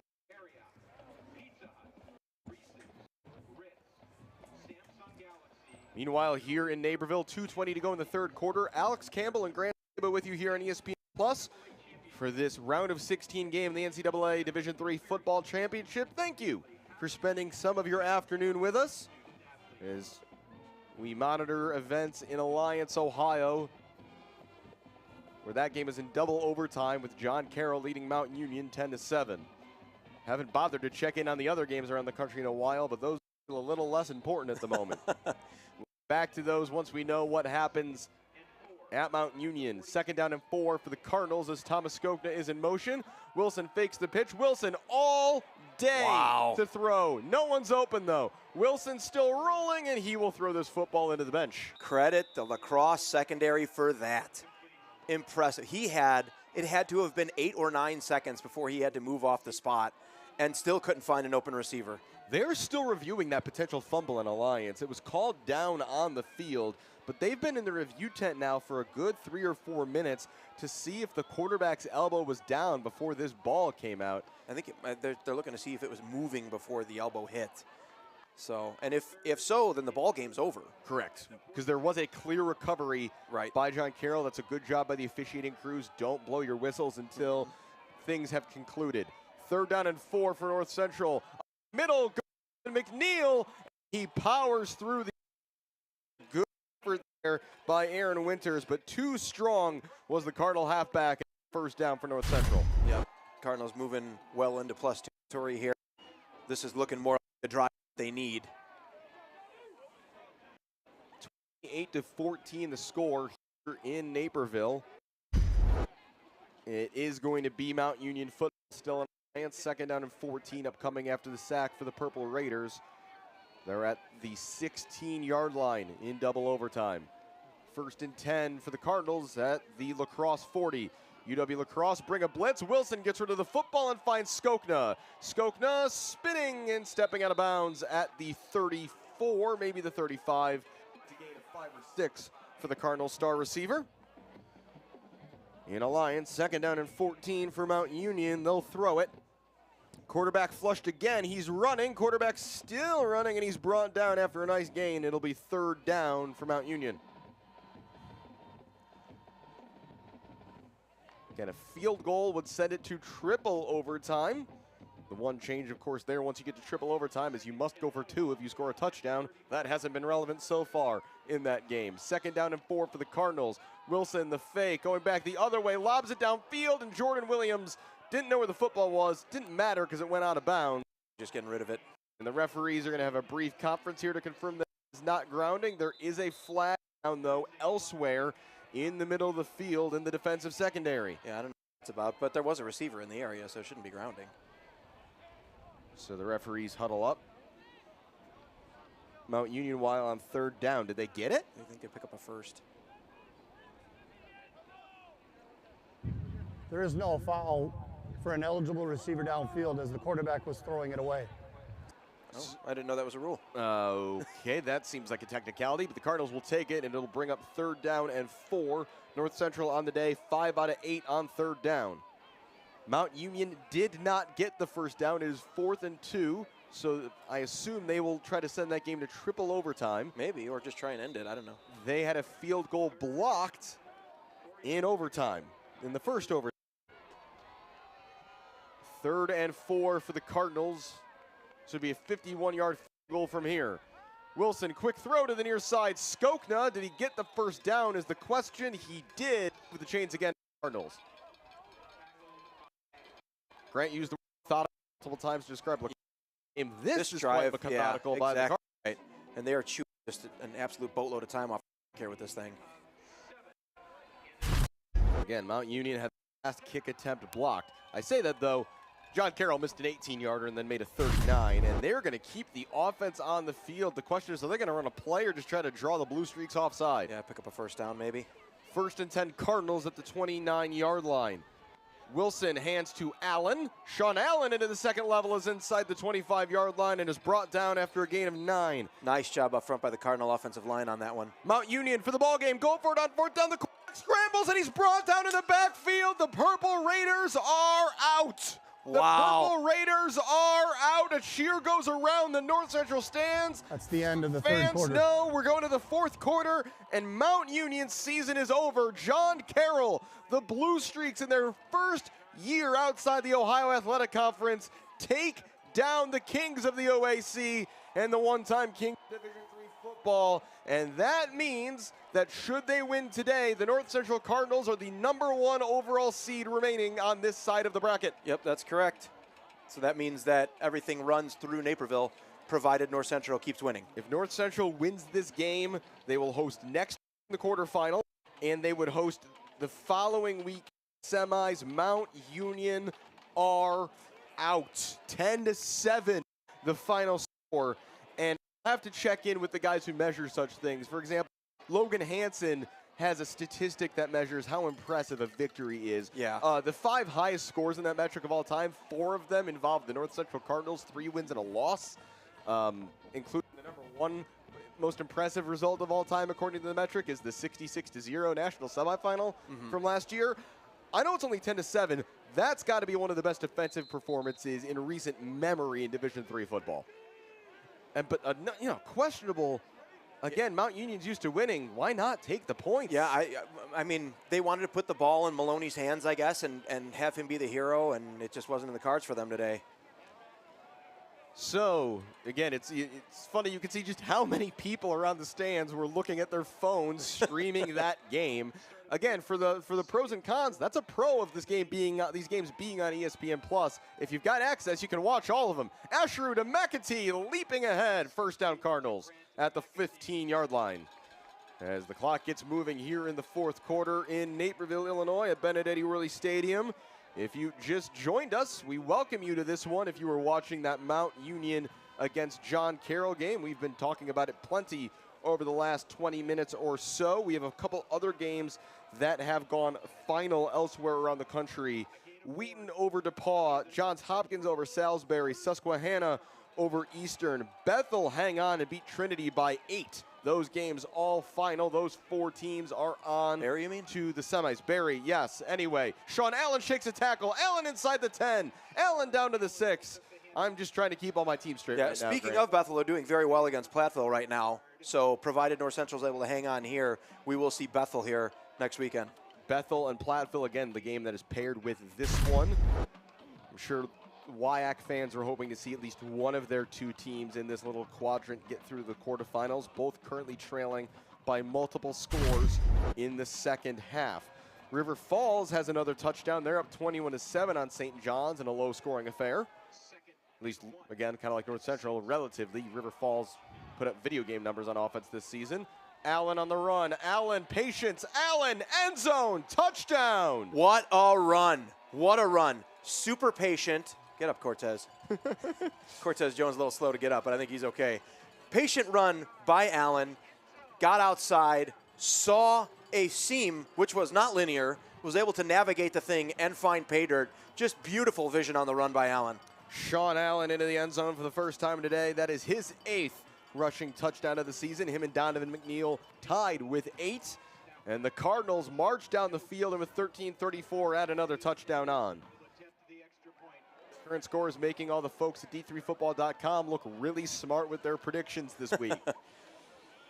Aiden Ellison is on for the extra point. He's automatic as usual. 13:34 to go in the ballgame. Cardinals 35, Eagles 14. We'll take another look at that patient run into the end zone from Sean Allen. Maybe. There we go. Nice on the fake. Everybody bites on Skokna. Watch him find the tackle. seam to the outside. Excellent job by 44, blocking downfield. And then Trebolo blocks his guy who turns the wrong way and inadvertently runs out of the way of Sean Allen. Fortunate happenstance. Again, good teams get lucky. It's kind of one of those things. It's, people say You make your luck, you know. correct. That's the turn of phrase I was looking for. Actually, 44 got away with a little bit of a hold there, too. So we have the first noticeable substitution of the game. Aiden Ellison is not going to kick this ball. Nate Blazewski, the sophomore, is in here, the backup kickoff man. And Blazewski just hits a line drive that, for the Cardinals' sake, needs to stay in bounds. It does not, and Lacrosse get the ball at the 40. Would have been magnificent if it did. It was very close. They must bring in Blazewski to do exactly that. I mean, not kicking out of bounds, but. So improved field position here for Free the kick Eagles. out of bounds. Kicking team, number 49. Ball be placed at the 35-yard Ball line. at the 35-yard line, pardon me. Well, we'll have to see how the fallout from this is, but what a day across D3 football. Already multiple road teams, again, Grant, winning this week in the round of 16. Susquehanna, John Carroll, Wheaton all go on the road and win. Which, just for the parity of Division III football, that's good to see that it's not just chalk all the time. Haas rolling left in trouble, got the ball away, and Kyler Green made the tackle, throwing out of bounds number 80, Brody Mitchell, after a gain of 1. You could make an argument for the parity of Division III or the inexactitude, if I can say it nicely, of NPI. It's about the nice you can say it. On the one hand, it lacks precision, but on the other hand, we do see fewer blowouts than we used to see, at least. I think that's because we 40 teams in the playoff. That does because of help. NPI. Haas dropping back, standing in, looking downfield. He's got a man, and it's incomplete. Janky, the intended receiver. Jamar Daniel on defense had the coverage. He's made a couple really big plays today, the Cardinal cornerback, in a tough assignment against number 88 in white.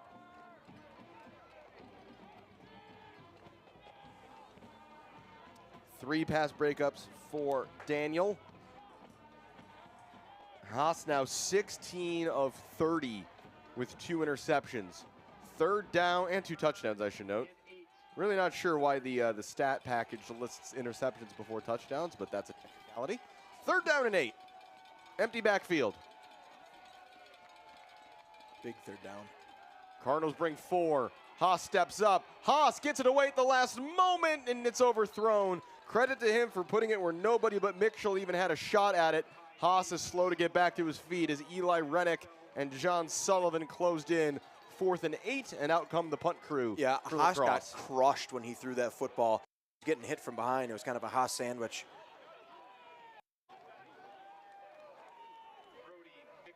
I was searching for a punt, and I don't have one. I like Haas sandwich. We're looking for a hot sandwich or no, not a ham sandwich. Certainly not a hot sandwich on a day like today. No. Although, hey, we'll take 32 degrees. That's a massive upgrade over some of what we've had here in Metro Chicago over the last week. As Miles Walton fielded this punt for some reason and is brought down back at the 6th. That was risky. That was silly. And the Cardinals offense will go to work, and let's see who we see out there. We saw Demir Asheru get a couple snaps each of the last 2 drives. And the Cardinals leading 35-14 here at 12:34 to go. I think Brad Spencer, though, would probably like one more score on the board here on this drive to really feel comfortable giving the starters a break. Yeah, it's still a ball game. A lot of time left on the clock. So it's Wilson and Allen backfield. Rummel and Sokna stacked to the right. McAtee, just out of your picture, is all the way to the left of the line. On 1st and 10 from the 10-yard line. Wilson, quick throw. Skokna facing up a whole lot of white jerseys and gets forward for maybe 3.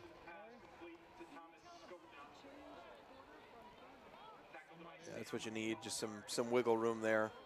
And of course, whenever you throw it to him on the outside too, there's always the chance that he uses the hips and makes a few people miss.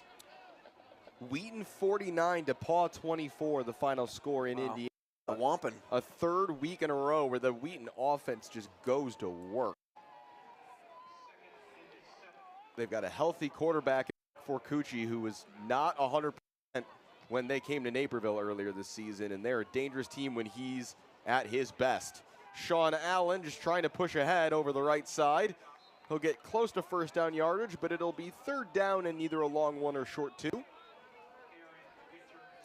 UW River Falls and St. John's have traded touchdowns. It's 28-14 in River Falls late in the third quarter. I saw it at 28-7, so Platteville's not laying down. St. John's, excuse me. Yeah.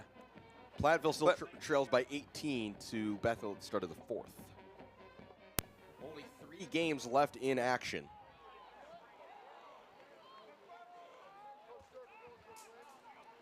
Wilson hands straight ahead to McNeil. McNeil bounces outside, makes a tackle. Donovan McNeil is out past the 40 and out of bounds at the 45. Again, maybe doesn't have his final gear like most weeks, but he is still just so impressive with the football. Well, you said doesn't have the final gear, but he's developed a lot of patience, and also he's so shifty. Look at his vision here. There's a change of direction. Here's a change of direction. He shakes that guy off. And now he turns it on as much as he can and get what he can. McNeil, who averaged almost 8 yards per carry, 7.94 this season to lead the CCIW. We'll round that up. First and 10 Cardinals at the 46 as Skokna shifts toward the line. Williams was the running back. Wilson looking for Skokna, who dives to make the catch. What an adjustment by Skokna to come back for that football. That was very underthrown. The advantages of having such a talented wideout as number 7. Gotta imagine Garrett Wilson has been glad to have Thomas Skokna in his first season here in Naperville.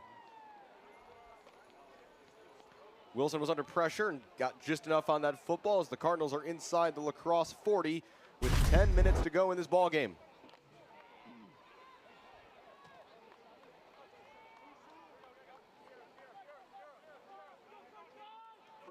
First and 10. Williams stays in the game at running back. He'll get the carry up the middle, and he gains 1. Just keeping that clock moving. Yep. Couple subs into the game on defense, on the defensive front for La Crosse as Thomas Laufenberg and Tate Millen check in.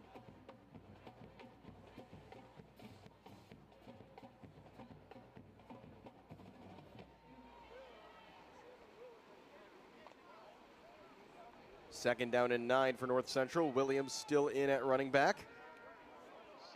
2 tight ends set, both on the right side of the line. Wilson play action. Looking downfield, lobbing it toward Banker, and it's knocked away on a nice play by Jared Pelishek, getting that right hand extended and keeping it away from 87. Yeah, I don't like throwing back across the field like that, especially, I mean, Banker's a big target, but he was double covered there. And there was enough time when you throw back across the field for extra DBs to come over and help out. La Crosse today have generally done a pretty good job with their downfield coverage. Oh, yeah. Yeah, their defensive backfield's impressive.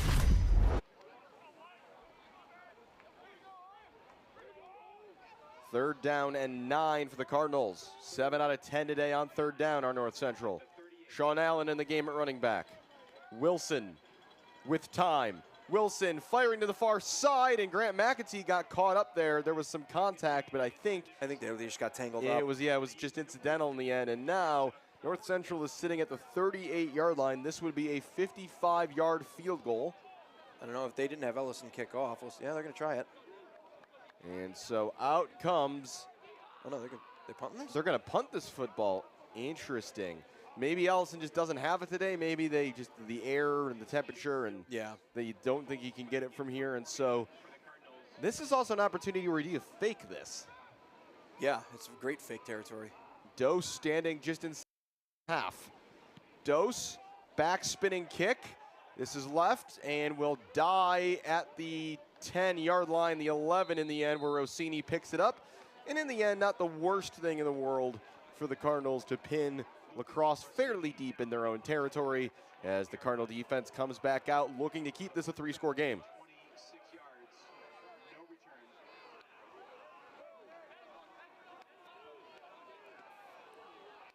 Yeah, interesting all around. But, I mean, we've seen this Cardinal defense be spectacular all year long, so there's absolutely nothing wrong with betting on them to do the job here. 8:52 left to go in the game. We just also haven't seen the La Crosse offense be able to move the ball quickly enough, as Arendt makes the catch and is out of bounds right at the sticks, and a first down on first down for the La Crosse Eagles. Alex Campbell, Grant Saba with you here from Naperville. Thanks for spending some of your early December Saturday afternoon with us here on ESPN Plus for this round of 16 game in the NCAA Division III Football Championship. North Central leading 5-14. Kyle Haas empties the backfield, looks over the middle, and that ball is incomplete. Intended target was Callahan Miles, Matt Janiak, and Danny Nuccio, the two linebackers, both in the neighborhood. Yeah, I don't know if Janiak got a hand in there to punch that out. Yeah, before Miles ever really secured it. Let's take a look here, see if we can see it. See what I thought I saw? Yeah. No, that ball just bounces straight in the air, and then Janiak goes diving, trying to get an interception. Okay. 2nd and 10 from the 22 as again, empty backfield for Kyle Haas. Haas to throw, Haas stepping up, Haas rolling.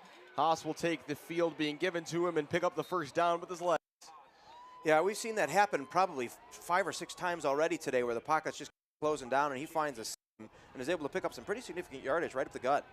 It's the opposite of what we've seen the past 2 weeks, where we've seen quarterbacks out and North Central really hasn't been able to contain. So it's good to see that they've got that figured out. Well, again, when you think back to that game in 2023, you know, this is a well-coached and well-prepared La Crosse team. Again, this is a game that could be closer than it is right now, if not for a couple big moments in that first half, notably the 2 interceptions by Mari Roby. 1st and 10 at the 34. Haas stepping up. He's got room to run again, and he'll take the yardage as he's out of bounds after a gain of about 7. Well, I'll tell you what, too. There's a lot of mobile quarterbacks left in the field here, especially Blaha at River Falls, and they're going to really have to figure this out going forward. Can't allow quarterbacks to pick up chunks like that. Clock back rolling at 7:24. 2nd down and 3. Can La Crosse pick up the pace at all offense as they try to close this gap? Haas looking in the near side, completes to Arendt. He's get past Green, and he did. Then Garrigan forces him out of bounds, but it's another first down as into Cardinal territory are Arendt and the Eagles.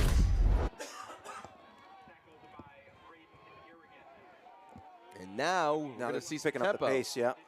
Again, 7 minutes to go in this game, and they need 3 touchdowns. Haas to the near side. Ball is caught and out of bounds goes Tyler Bowman. Yeah, continuing to dink and dunk, but they're doing a really nice job of utilizing the sidelines. It's just the 2nd catch of the day for Bowman. Arendt, meanwhile, now 8 catches for him for 67 yards. Got to be a season high. He only had 17 on the year coming in. To the far side, Haas, that's caught by Dinky, and he'll be just shy. No, they're going to give him forward progress on that catch, and it's another first down for La Crosse. When was the last time you saw on any level someone measure for a first down? I feel like it used to happen all the time, and I don't think I've seen it once this season. We're seeing it less at the pro level. They finally admitted there's a chip in the football. 1st and 10. Haas, delayed blitz from Grork. Haas standing in, rolling out. Haas nowhere to go. He'll throw to the near sideline, out of bounds and incomplete. A nice job keeping that play alive, but excellent job by the Cardinal defensive backs in coverage, not allowing him anywhere, any outlet for the football.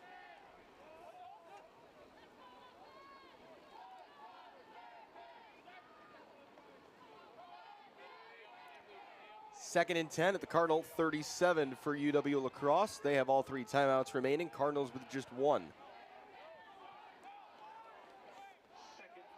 And again, and shifting out from the backfield is Gabe Lynch. A pass here would be Haas's 39th attempt of the game. Haas immediately under pressure, just chucks this one deep. He's got a man down there, and it's incomplete. In the way was Green, and a flag comes in. Kyler didn't know where the ball was, but the question is, did he make any contact? Well, the before official ball seems got to there? think so. I mean, we'll see if we could see on replay here. I thought that I didn't think he was running through the guy, but again, we're a lot farther away than that official was, so. Pass interference. Defense, number 8, 15-yard penalty, automatic first down. So it's another first down. This will move the ball to the 22-yard line of North Central. We'll get another look here at the end of this play where it might also be one where Janke's trying to go back through green to get to the football. Right. Credit to Haas. He gets this ball down there as Janke in the area. Oh, man. And that's pretty close. That's real close. Wow. Again, the tiebreaker there, probably the fact that Kyler Green never turned his head around to try to find the football. 1st and 10 at the 27. Quick throw out to the near side. This is Braden Ott. And Ott is wrapped up by Mari Roby. Maybe gained a yard. Yeah, they're really liking that swing pass, but the North Central defense has got a beat on it and got it kind of figured out. Mari Roby, 5 tackles.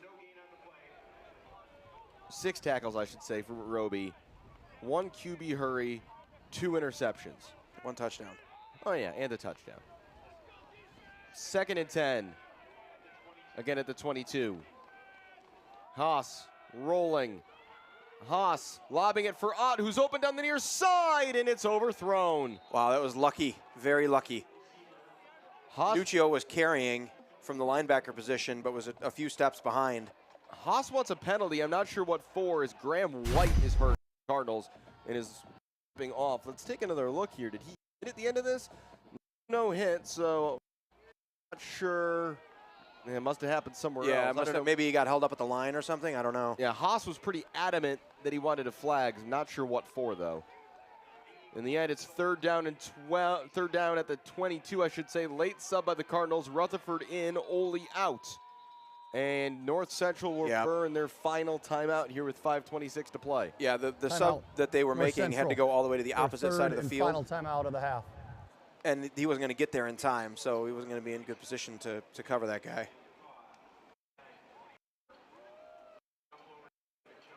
On the day, Garrett Wilson, 15, 25, 164, and a touchdown. Technically, Demir Chiru was 2 of 2 for 11 yards. Donovan McNeil, 9 rush, 133. That's an average of 14.8 and a touchdown.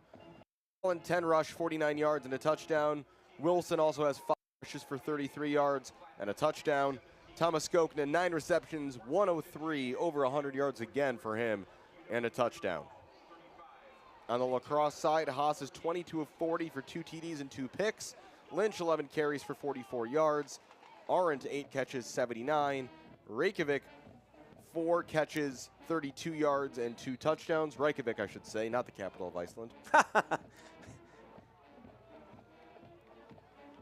On the tackle front, Winters with 12 total tackles leads all players. On the lacrosse side of things, John Sullivan has 9. Wow. Including 2 solo tackles for loss. 3rd and 10 at the 22. Absolutely 4-down territory for lacrosse. Empty backfield for Kyle Haas with Reykjavik as a tight end on the left of the line. Ethan Grork and Kenny Rutherford switch. Grork's going to be one-on-one with Janke on the far side. Haas immediately under pressure, rolls forward, lobs it to the end zone, and wide open again is Reykjavik. That is the exact same play that they scored on before. Eli Reddick is going off with his right arm not moving. He's hurt. Yeah, well, he's been dealing with that shoulder all season. But it's a 3rd receiving touchdown of the day for Marko Reykjavik, matching his season total in the first 10 games of the year. What a day for him, the senior from Franklin, Wisconsin. I mean, that play design, they found something that works, especially when they're at that distance. On for the extra point. Stack's kick is good, and it's 35-21 with 5:20 to go. All right, so look for the onside kick here. North Central should hands team out. Let's take another look at this play. And again, Haas Grant has done so well today on the move when he's had to scramble and make decisions. Yeah, and he just absolutely wide open. They're running that cover 2 beater with the skinny post. And again, if you watch here, Eli Rennick gets a shove right in the right shoulder at the end of this play. Number 7 at the bottom of the picture just gets that right shoulder squeezed against the back of the lineman. And again, there's no one home. Braden Garrigan, the other safety, comes up, and I'm sure there's going to be a lot of discussions in film tomorrow. Yeah, I mean, it's a little, he faked the corner and then went with the post. And then, like I said, it was just a little skinny deal and split those cover 2 safeties. So the hands team is on the field for the Cardinals. It appears that includes Skokna, Walton, Rummel, Williams, Carlton, Banker, Nuccio, Cortez Jones. He's probably there just to smash anybody. Be big. Yeah. There's one man solo to the far side. Ball is lying on its side. Stack will send a spinner. It's got to go 10 yards, and it does. They've got it. No one got over there for the Cardinals. I'm not sure what they were waiting for, and the onside kick succeeds. I think they thought that it was not going to go the 10 yards, and then it kind of took like a real weird roll, I guess you call it. I've never seen an onside kick with that kind of motion in my life. They're still unpiling the thing here. Certainly not that kind of motion. That ball was turning and turning. Last second, jumped an extra 2 yards that it needed. Take another look. The Cardinals, I think, just kind of gave up on this ball. Yeah, I don't know why. Like I said, I think they thought that it wasn't going to go the 10 yards. Really interesting, very well executed kick. The ruling on the field is that the ball traveled 10 yards Before it and was recovered.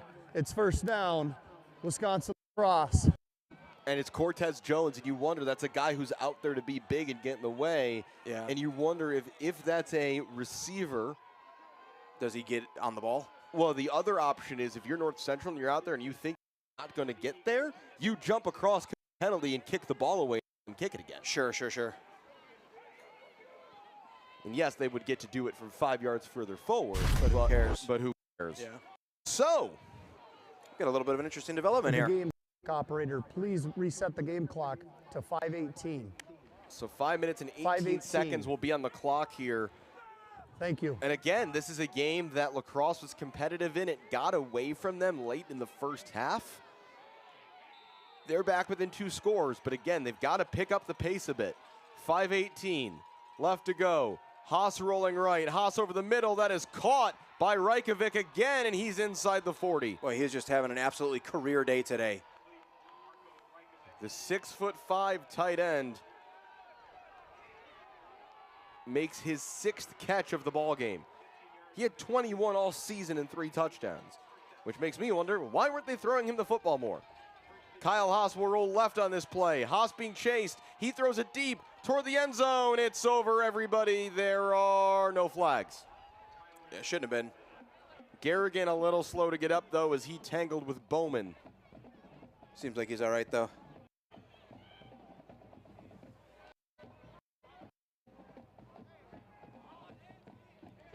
All right, so they took a stab on first.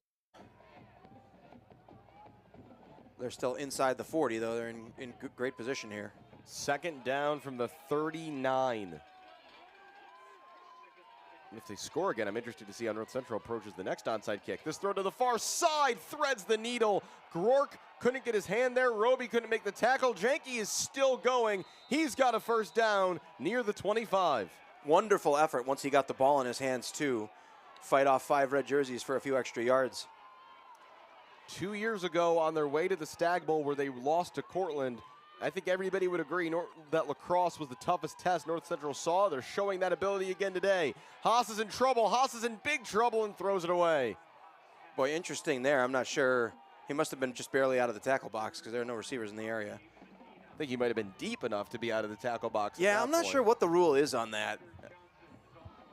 I feel like it's pretty gray. I feel like after 10 yards, it's kind of a gradient, and then it's like, okay, at some point, you are so far behind the line of scrimmage that if you simply get the ball back to the line of scrimmage, we'll give you credit. Right. Danny O'Malley checks in at safety for the Cardinals. This is going to be his first snap of the day, the sophomore from Woodridge. 2nd and 10 at the 26. Gabe Lynch is the running back, hasn't had a carry in ages. Haas stands in over the middle. An Arendt reached out with the right hand and almost made a catch. Janiak in coverage. Would have been a great play by the receiver, the leading receiver in receptions in this game. but it falls incomplete. It's third down. Yeah, he nearly had that one-handed. I think no flag for pass interference because it kind of looked like Arendt initiated that contact with Danny Nuccio. 3rd and 10 at the 26. Lacrosse on the day, 6 out of 12 on third down. Cardinals fans getting to their feet.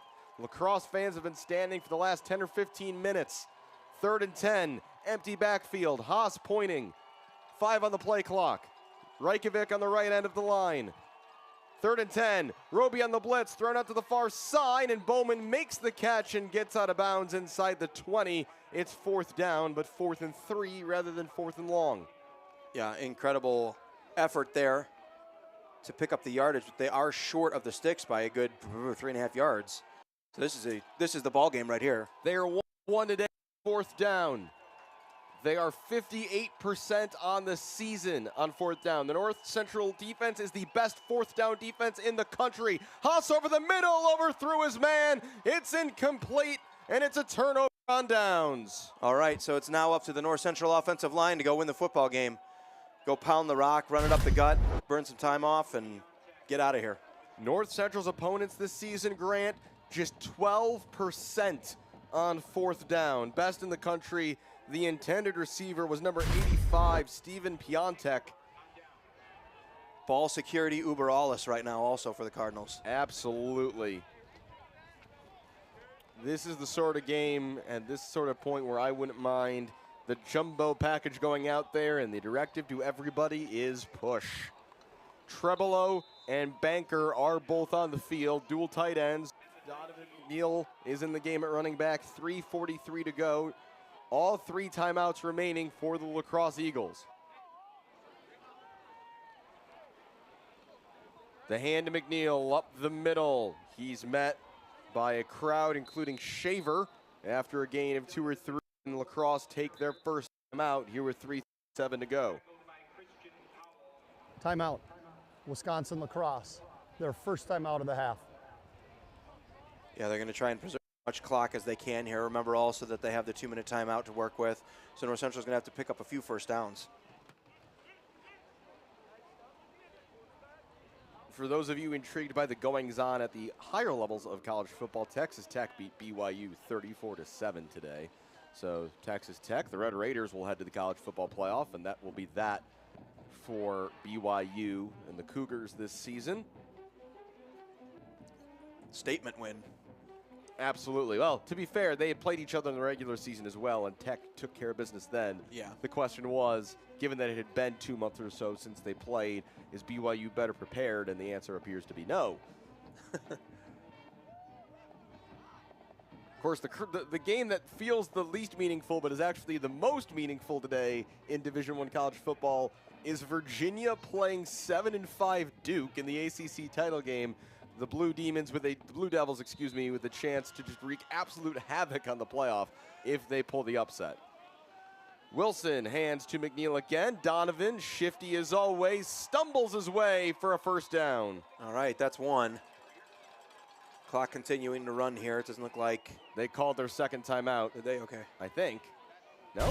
No, clock's still running. Coach Janis is out on the field, I think more just kind of in a frustration, saying, guys, we needed to do one thing, and it was not let number 4 slip into the second level. Well, Missed tackle on the play by Winters, the leading tackler in the whole game.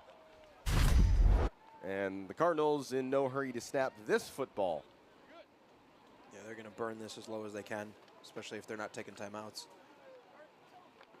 Lacrosse just going to reset, it appears, and treat this as a new series and include the 2-minute timeout as a third timeout to try to get the ball back. Donovan McNeil running to the right is wrapped up and brought down by Jornt after a gain of 3. And there is timeout number 2 for Lacrosse with 2:44 to go. Wisconsin They Lacrosse. need to get the Their stop second timeout on of the half. next 2 plays and have the 2-minute timeout as a buffer to force North Central to punt. Then they'll get the ball back, in theory, with about 1:55 to go and down 2 scores. Yeah, it's going to be a tall order to stop McNeil from getting 4 yards of carry. And it looks like they're content to leave him in there and let him do it. Leg must be feeling good. Absolutely. in the FCS playoffs today, and for local news, Illinois State is down 2 scores late to North Dakota State on the road. That's a tough matchup. See if there's any other regional interests there.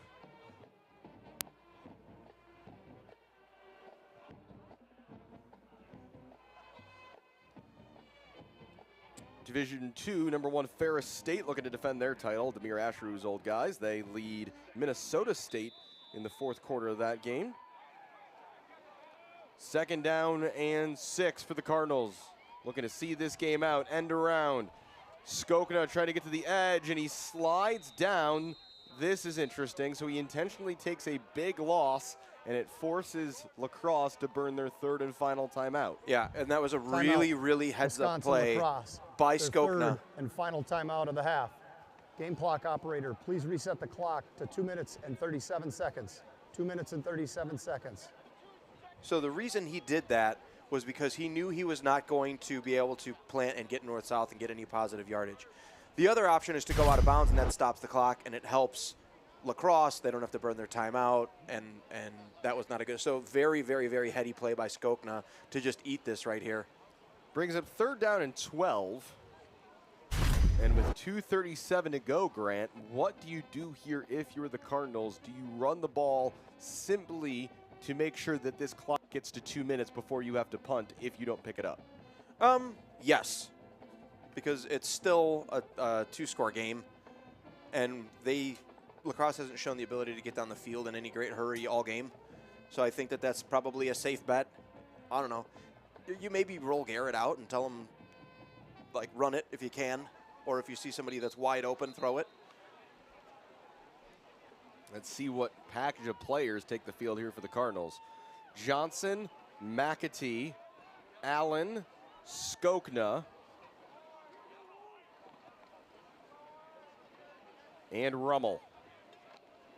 4 wide receivers for the Cardinals. McAtee lined up as a tight end on the left end of the line. Sean Allen, the running back, next to Garrett Wilson.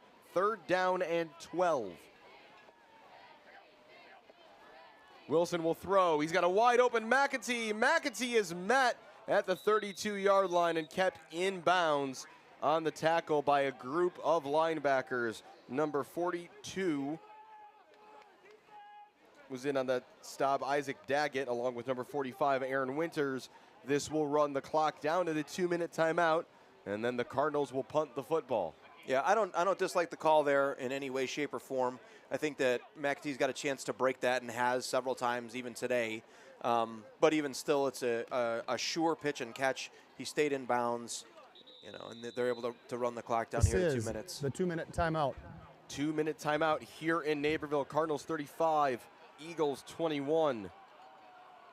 So glad again that you've joined us today here at Benedetti Worley Stadium on ESPN Plus for this round of 16 game. Alex Campbell and Grant Sabo with you. Shout out to our entire Naperville Community Television crew helping bring you this game. Elsewhere around the country, UW River Falls has pulled away. They lead 42-14 over St. John's. Yeah, that so offense really popping. Bethel and UW Platteville are still fighting. 5:57 to go in that game. Bethel 35, Platteville 24. They're not going away.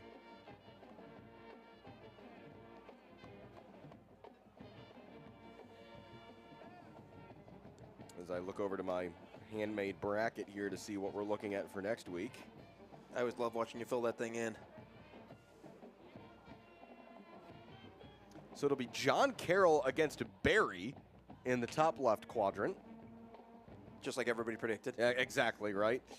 Wheaton against UW River Falls in the top right. That's tough. It's what I had going into the postseason. I did, though, pick River Falls to win that game for what it's worth. Johns Hopkins out east for a trip to the semifinals. And then one of these teams is going to play one of Bethel and UW Platteville. Chip Dose in punt formation for the Cardinals. Bowman stands at his own 25. Dose rolling punt end over end. Bowman fields at the 32. Bowman on the return looking for blockers is cut down at the 36. shifty there, made a couple of guys miss. And now UW River Falls with no timeouts and 1:52 to go, trailing by 14, get the ball back. If I was the Cardinals, I would be double teaming the 6'5" guy wearing number 19. What a day, win or lose for Marko Rajkovic in his final collegiate game if they don't emerge victorious. 3 touchdowns on 6 receptions. Cardinals blitz, throw out to the far side, caught by Bowman, and he's out of bounds at the 42. Yeah, they're going to work the sidelines real hard here. Have to.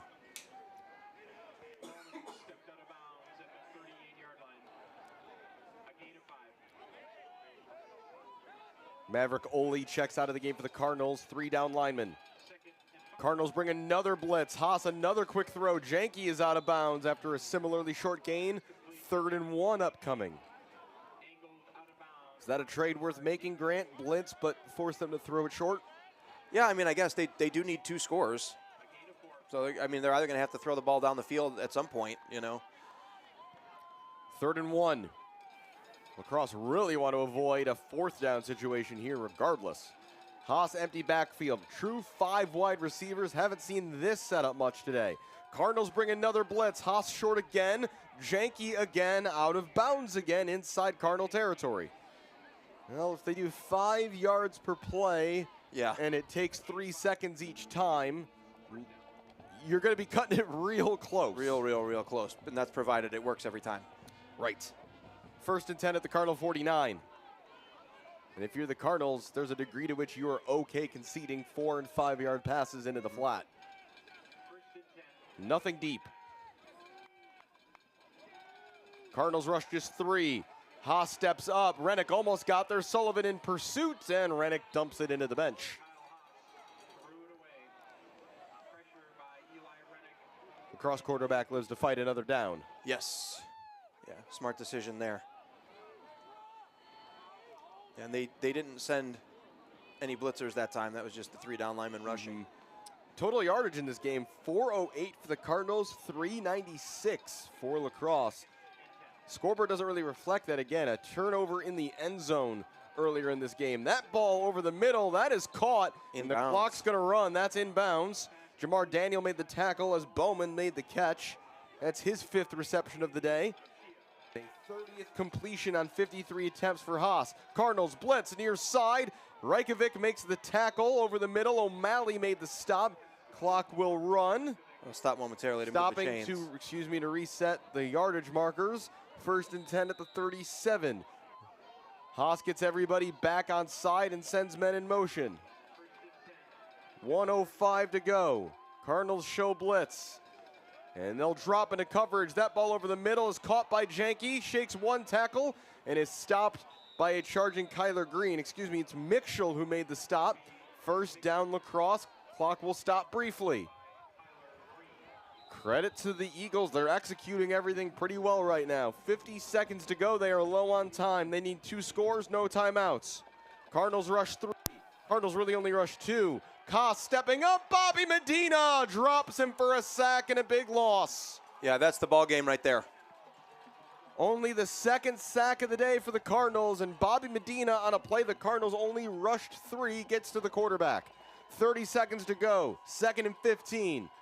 Haas to throw. Cardinals rush 3 again. Here comes Medina again. Haas able to dodge that. Still Haas. No one's open. He's got to throw to the end zone. Haas chucking it to the end zone. Bowman fell down. Wow. That would have been a score if Bowman had stayed on his feet. He tripped up, and with 17 seconds left, it's still a 2-score game. That was the opportunity. Great work by Haas to stay alive, but to burn so much time and not get yardage out of it, let alone points, is costly. Yeah, that was precious tick-tock right there. 3rd down at the 31. This ball's got to go in the end zone. As does 4th down if they get there. over the middle. That's not the thing to do. Janke is stopped in the middle of the field after a gain of 4, and the time's just going to run off the clock on the Eagles. And for the 5th year in a row, the North Central Cardinals are going to the national quarterfinal. He got the snap off. We're not done yet. Haas running around. Haas will chuck this toward the end zone. Reykjavik makes his 4th touchdown catch of the day. And I don't know if there's gambling lines on these games, but if you had the over, congratulations. Yeah, I don't believe so, but wow. One extra one there just to make it look a little bit better than it was at the end. The play is a touchdown. The game is over. They're not going to let him no get extra the point. extra point. So the game is over. Reykjavik makes 4 touchdown receptions in a crazy final game of his lacrosse career, which makes the final score North Central 35, UW Lacrosse 27. As we take another look, as North Central Grand Sabo wins a 1-score game for the first time since when? Well, it's been quite a while. This lacrosse team is tenacious. The WIAC is tenacious. You know, there's one WIAC representative left in River Falls after, I believe, was Platt done? Well, and I'm thinking right now, that North Central game against Lacrosse technically 2 years ago was a 2-score game because of D'Angelo Hardy's return at the end of it. But it should have been score. That's the last 2-score game the Cardinals lost, so you've got to go back. I'm saying they haven't lost by less than 2 scores since. So you've got to go back before that. Yeah. And I can't imagine, were there any other 1-score games in that playoff run in 2023? I don't remember the Wartburg score. It was close. It's been a while. Yeah. Let's see. Yeah, that's final. Bethel wins 35-24. So Bethel we'll be here next week will for Bethel. come here to Naperville next Saturday for the national quarterfinal here on ESPN Plus. Bethel are going to be the last team standing out of Minnesota, as St. John's are going to fall to UW River Falls. That, though, might be the game of the round in the quarterfinals next week. Wheaton at River Falls. Wheaton going on the road twice already in these playoffs and getting big wins. North Central, though, get a win here, not by the margin they're used to. And to your point, Grant, credit to this UW Lacrosse team. I wouldn't mind seeing these two teams square off every season, given how competitive these games are. This is the most points the Cardinals have surrendered all season. Mount Union in the Stag Bowl got to 28, which is the relevant number. The Cardinals, though, had 42 in that game? I believe so. So, yeah, that game was not as close. But, again, UW Lacrosse giving North Central as good a game as anybody. And they should, I think, hold their heads high, Grant, as they drive back up north this evening at their season, at the performance they put in today. Yeah, I mean, we knew they'd acquit themselves well. They're well coached. They got athletes. They've got size. Haas was incredible all day long. He was as advertised. But at the end of the day, the Cardinals had the answers. You know, they used McNeil situationally when they could, and he was magnificent. The offensive line did what they could. They kept a clean pocket for Garrett all day long. You know, we saw Skokna do his thing. And you know, on top of it, too, this is a Cardinal team that's still recovering from some injuries here. And I think it looked like at the end of the day today, everybody was good and healthy. And so we'll see what they're able to bring to bear next week against Bethel. Absolutely, and you know, I'm looking back through. So the last time the Cardinals, you were correct, Grant, but the last time the Cardinals played a 1-score football game was a 34-27, not unlike this, win in Waverly, Iowa in the national semifinals. They, of course, then lost to Cortland by 1 in the Stag Bowl a couple of weeks later. You mentioned how good Kyle Haas was today. 34 of 58 for 4 touchdowns and 2 picks, all 4 touchdowns to Reykjavik, who made 8 catches for 100 yards and the 4 scores. 8 catches as well for Janke and for Arendt in this prolific passing attack. Haas also ran 8 times for 21 yards and just throwing the ball all around the yard. Here's another one. Lacrosse outgained the Cardinals today, 418 to 408. Yeah, because of that last drive. Garrett Wilson threw for only 168 yards and 1 score today, but that was all that was needed, as McNeil, Allen, and Wilson himself all ran for a touchdown, and Mari Roby with that pick 6 late in the first half. That play, Grant, ends up being the difference, and given his interception earlier to prevent another score, he's got to be the player of the game today. 100%, and it's not even close. He was so prolific. He was all over the field. The 2 picks, the touchdown, the hurry, pass breakups. I mean, he was everywhere. He was the difference in the ball game today. If you got to pick one. Absolutely. So Mari Roby coming up in the big moments that ended up really mattering late. As a really great comeback attempt by the Eagles comes up a bit short. Their fans showed out in big numbers today. That's always great to see here in the NCAA Division III playoffs. Credit to Coach Matt Janis and his squad and his team on their season. On the home team side of things, it's a 5th straight national quarterfinal for North Central.